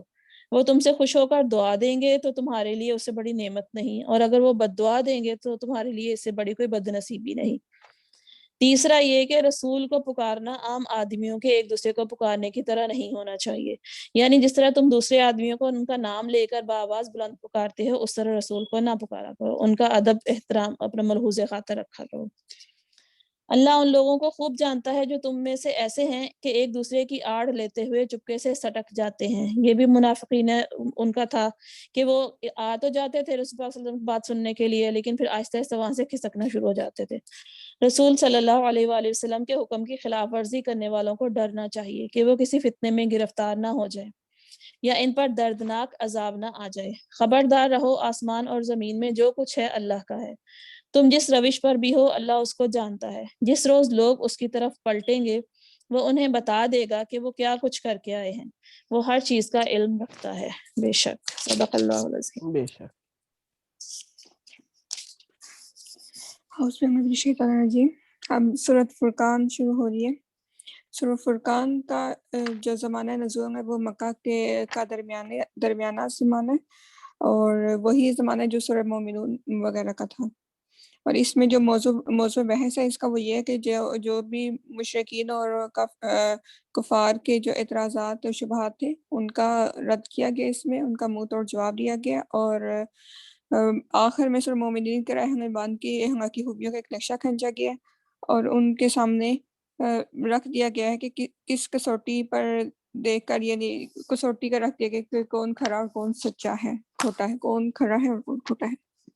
جب سورہ شروع ہوتی ہے بسم اللہ الرحمن الرحیم. تبارک الذی نزل الفرقان، بہت بابرکت ہے وہ جس نے اپنے بندے پر فرقان اتارا. فرقان یعنی قرآن حکیم، تاکہ تمام جہانوں کے لیے آگاہ کرنے والا بن جائے.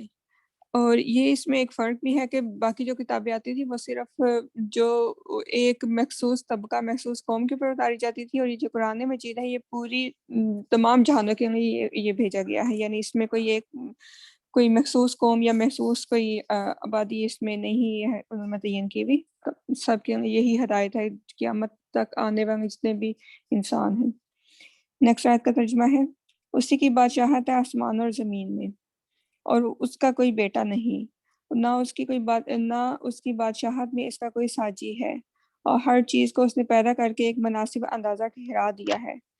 یہاں توحید سے شروع توحید پہ مبنی ہے یہ آیت۔ اس میں 4 چیزیں بتائی گئی ہیں کہ یعنی پیغمبر صرف تک کائنات میں صرف اسی کی بادشاہت ہے، اللہ کی بادشاہت ہے، اس کا کوئی اس کے سوا کسی کا حکم نہیں اس میں چل سکتا۔ دوسری یہ کہ یہود و نصارہ میں بعض عرب کا رد ہے جو کہ فرشتوں کو خدا کی بیٹیاں قرار دیتے تھے۔ اور پھر اس کے بعد نیکسٹ ہے کہ مشرکین جو بتوں کا اور مشرکین کا رد کیا گیا اس میں کہ اس کے سوا کوئی اور خدا نہیں ہے، نہ ہی اس کا کوئی ساجی ہے، نہ ہی اس کا کوئی اس میں ہمسر ہے۔ اور پھر نیکسٹ بتایا گیا ہے کہ جو بھی چیز پیدا کی گئی ہے پھر اس کو اپنی ہر ایک پیدا کی ہوئی چیز کی تقدیر بھی لکھ دی گئی ہے، یعنی موت تک آنے تک جو بھی روزی اور روٹی اور ہر چیز کا وقت مقرر کر دیا گیا ہے۔ نیکسٹ آیت ہے، انہوں نے اللہ کے سوا جسے اپنا معبود ٹھہرا رکھے ہیں وہ کسی چیز کو پیدا نہیں کر سکتے بلکہ وہ تو خود پیدا کیے جاتے ہیں۔ یہ تو اپنی جان کے نقصان اور نفع کا بھی اختیار نہیں رکھتے ہیں، اور نہ ہی موت و حیات کے، اور نہ ہی دوبارہ جی اٹھنے کے مالک ہے۔ یہاں بھی ان کا یہ جواب دیا گیا کہ جو کہتے تھے کہ یعنی بتوں کی پوجا کرتے تھے مشرکین کا۔ نیکسٹ آیت میں، یہ کافروں نے کہا کہ بس یہ خود ہی اس کا گڑا گرایا جھوٹ ہے، اور جس پر لوگوں نے بھی اس کی مدد کی ہے، یہ دراصل کافی بڑے ہی ظلم اور سر تا سر جھوٹ کے مرتکب ہوئے ہیں۔ اس آیت کا نا پیچھے سورۃ نحل میں تفسیر بتا دی گئی ہے، آئی تھنک میں نے ہی اس کی تفسیر کی تھی ادھر بھی۔ بھابھی وہ جو انہوں نے کہا تھا کہ قرآن کوئی یہودی ہے تو اس نے گھڑا ہوا ہے تو اس طرح کر کے کوئی وہ ساری پیچھے جی بیان کر دیا ہو گیا۔ چکا ہے۔ ہاں جی، نیکسٹ آیت ہے، اور یہ بھی کہا کہ انہوں نے تو پرانے زمانے کے افسانے ہیں جو اس نے مرتب کر رکھے ہیں، بس وہی صبح شام پر اس کے سامنے پڑھے جاتے ہیں۔ کہہ دیجئے اسے تو اس نے اتارا ہے جو کہ آسمان اور زمین کی تمام پوشیدہ باتوں کو جانتا ہے، بے شک وہ بڑا ہی بخشنے والا اور مہربان ہے۔ یہاں پہ بخشنے والا مہربان اس صورت میں کہا گیا کہ اگر جتنا بڑا وہ گناہ کر رہے ہیں قرآن کا کو جھوٹا قرار دے کے، اگر وہ غفور الرحیم نہ ہوتا تو یقیناً ان کے اوپر بہت سخت عذاب آ چکا ہونا تھا ان کی اس بات کے بعد۔ نیکسٹ آیت ہے، انہوں نے کہا کہ ایک ایسا رسول ہے جو کھاتا ہے پیتا ہے بازاروں میں چلتا پھرتا ہے، یعنی حضور پاک کو وہ کہتے تھے کوئی بشر نبی نہیں ہو سکتا، بشر رسول نہیں ہو سکتا، اگر بھیجنا ہی تھا کسی فرشتہ کو بھیجتے، کسی ایسی چیز کو جو کہ ہم سے برتر ہوتی۔ اس کے پاس کوئی فرشتہ کیوں نہیں بھیجا جاتا، یا وہ بھی اس کے ساتھ دیتا اور ڈرانے والا بن جاتا، یا اس کے پاس کوئی خزانہ اتار دیا جاتا، یا کوئی باغ ہوتا جس میں سے یہ کھاتا۔ ان ظالموں نے کہا کہ تم ایسے آدمی کے پیچھے پڑ گئے ہو جس پر جادو کر دیا گیا ہے، یعنی حضور پاک کو جادوگر کہتے تھے، یہ کہتے تھے یہ ساحر ہے، یا کوئی اس میں کوئی خاصیت نہیں ہے، کوئی خصوصیت نہیں ہے، بیکاز ہمارے جیسا انسان ہے تو یہ نبی یا رسول نہیں ہو سکتا۔ دیکھیے یہ آپ کی نسبت میں کیسی کیسی باتیں بناتے ہیں، بس جس سے خود ہی بہک رہے ہیں اور کسی طرح راہ پر نہیں آ سکتے۔ بس ختم ہو گیا اس کا بے شک۔ یہ رکو یہاں پہ۔ رکوع نمبر 17 اور آیت نمبر 10۔ اعوذ باللہ من الشیطان الرجیم۔ تبارک الذی ان شاء جعل لك خیرا من ذلك جنات تجری من تحتها الانہار ویجعل لك قصورا۔ بڑا نادیہ بابر، آپ کی آواز کٹ کٹ کے آ رہی ہے۔ اچھا ایک منٹ، بڑا بابرکت اب آ رہی ہے صحیح؟ جی جی، بڑا بابرکت ہے وہ جو اگر چاہے تو ان کی تجویز کردہ چیزوں سے بھی زیادہ بڑھ چڑھ کر تم کو دے سکتا ہے۔ ایک نہیں بہت سے باغ چن کے نیچے نہریں بہتی ہوں اور بڑے بڑے محل۔ اصل بات یہ ہے کہ یہ لوگ اس گھڑی کو جھٹلا چکے ہیں۔ یہاں گھڑی سے مراد وقت کے ہیں جب کہ قیامت قائم ہوگی، اور جو اس گھڑی کو جھٹلائے اس کے لیے ہم نے بھڑکتی ہوئی آگ مہیا کر رکھی ہے۔ وہ جب دور سے ان کو دیکھے گی تو یہ اس کے غضب اور جوش کی آوازیں سن لیں گے، اور جب یہ دست و پا بستہ اس میں ایک تنک جگہ ٹھونسے جائیں گے تو اپنی موت کو پکارنے لگیں گے۔ اس وقت ان سے کہا جائے گا کہ آج ایک موت کو نہیں بہت سی موتوں کو پکارو۔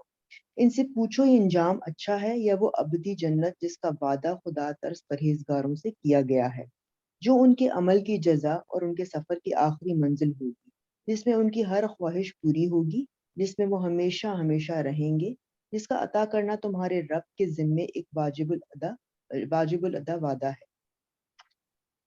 اور وہی دن ہوگا جب کہ تمہارا رب ان لوگوں کو بھی گھیر لائے گا اور ان کے معبودوں کو بھی بلا لے گا جنہیں آج یہ اللہ کو چھوڑ کر پوج رہے ہیں۔ یہاں معبودوں سے مراد بت نہیں ہے بلکہ فرشتے، انبیاء، اولیاء، شہداء اور صالحین ہیں جنہیں مختلف قوموں کے مشرکین معبود بنا بیٹھے تھے۔ اچھا، اور وہی دن ہوگا جب کہ تمہارا ان لوگوں کو بھی گھیر لیا جائے گا اور ان کے معبودوں کو بھی بلا لے گا جنہیں آج یہ اللہ کو چھوڑ کر پوج رہے ہیں۔ پھر وہ ان سے پوچھے گا کیا تم نے میرے ان بندوں کو گمراہ کیا تھا یا یہ خود راہ راست سے بھٹک گئے تھے؟ وہ عرض کریں گے پاک ہے آپ کی ذات، ہماری تو یہ بھی مجال نہ تھی کہ آپ کے سوا کسی کو اپنا مولا بنائے، مگر آپ نے ان کو اور ان کے باپ دادا کو خوب سامان زندگی دیا، حتیٰ کہ یہ سبق بھول گئے اور شامت زدہ ہو کر رہے۔ یوں جھٹلا دیں گے وہ تمہارے معبود تمہاری ان باتوں کو جو آج تم کہہ رہے ہو۔ اسی کچھ تفسیر تھوڑی اس طرح سے ہے کہ تمہارے وہ معبود جن پر تمہیں بھروسہ ہے کہ یہ خدا کے ہاں ہمارے سفارشی ہیں، الٹے تم کو خطا کار ٹھہرا کر بری جمع ہو جائیں گے۔ ان میں سے کسی نے بھی تم سے یہ نہ کہا تھا کہ ہمیں یہ کچھ مانو، نہ قیامت میں تم اسے ثابت کر سکو گے۔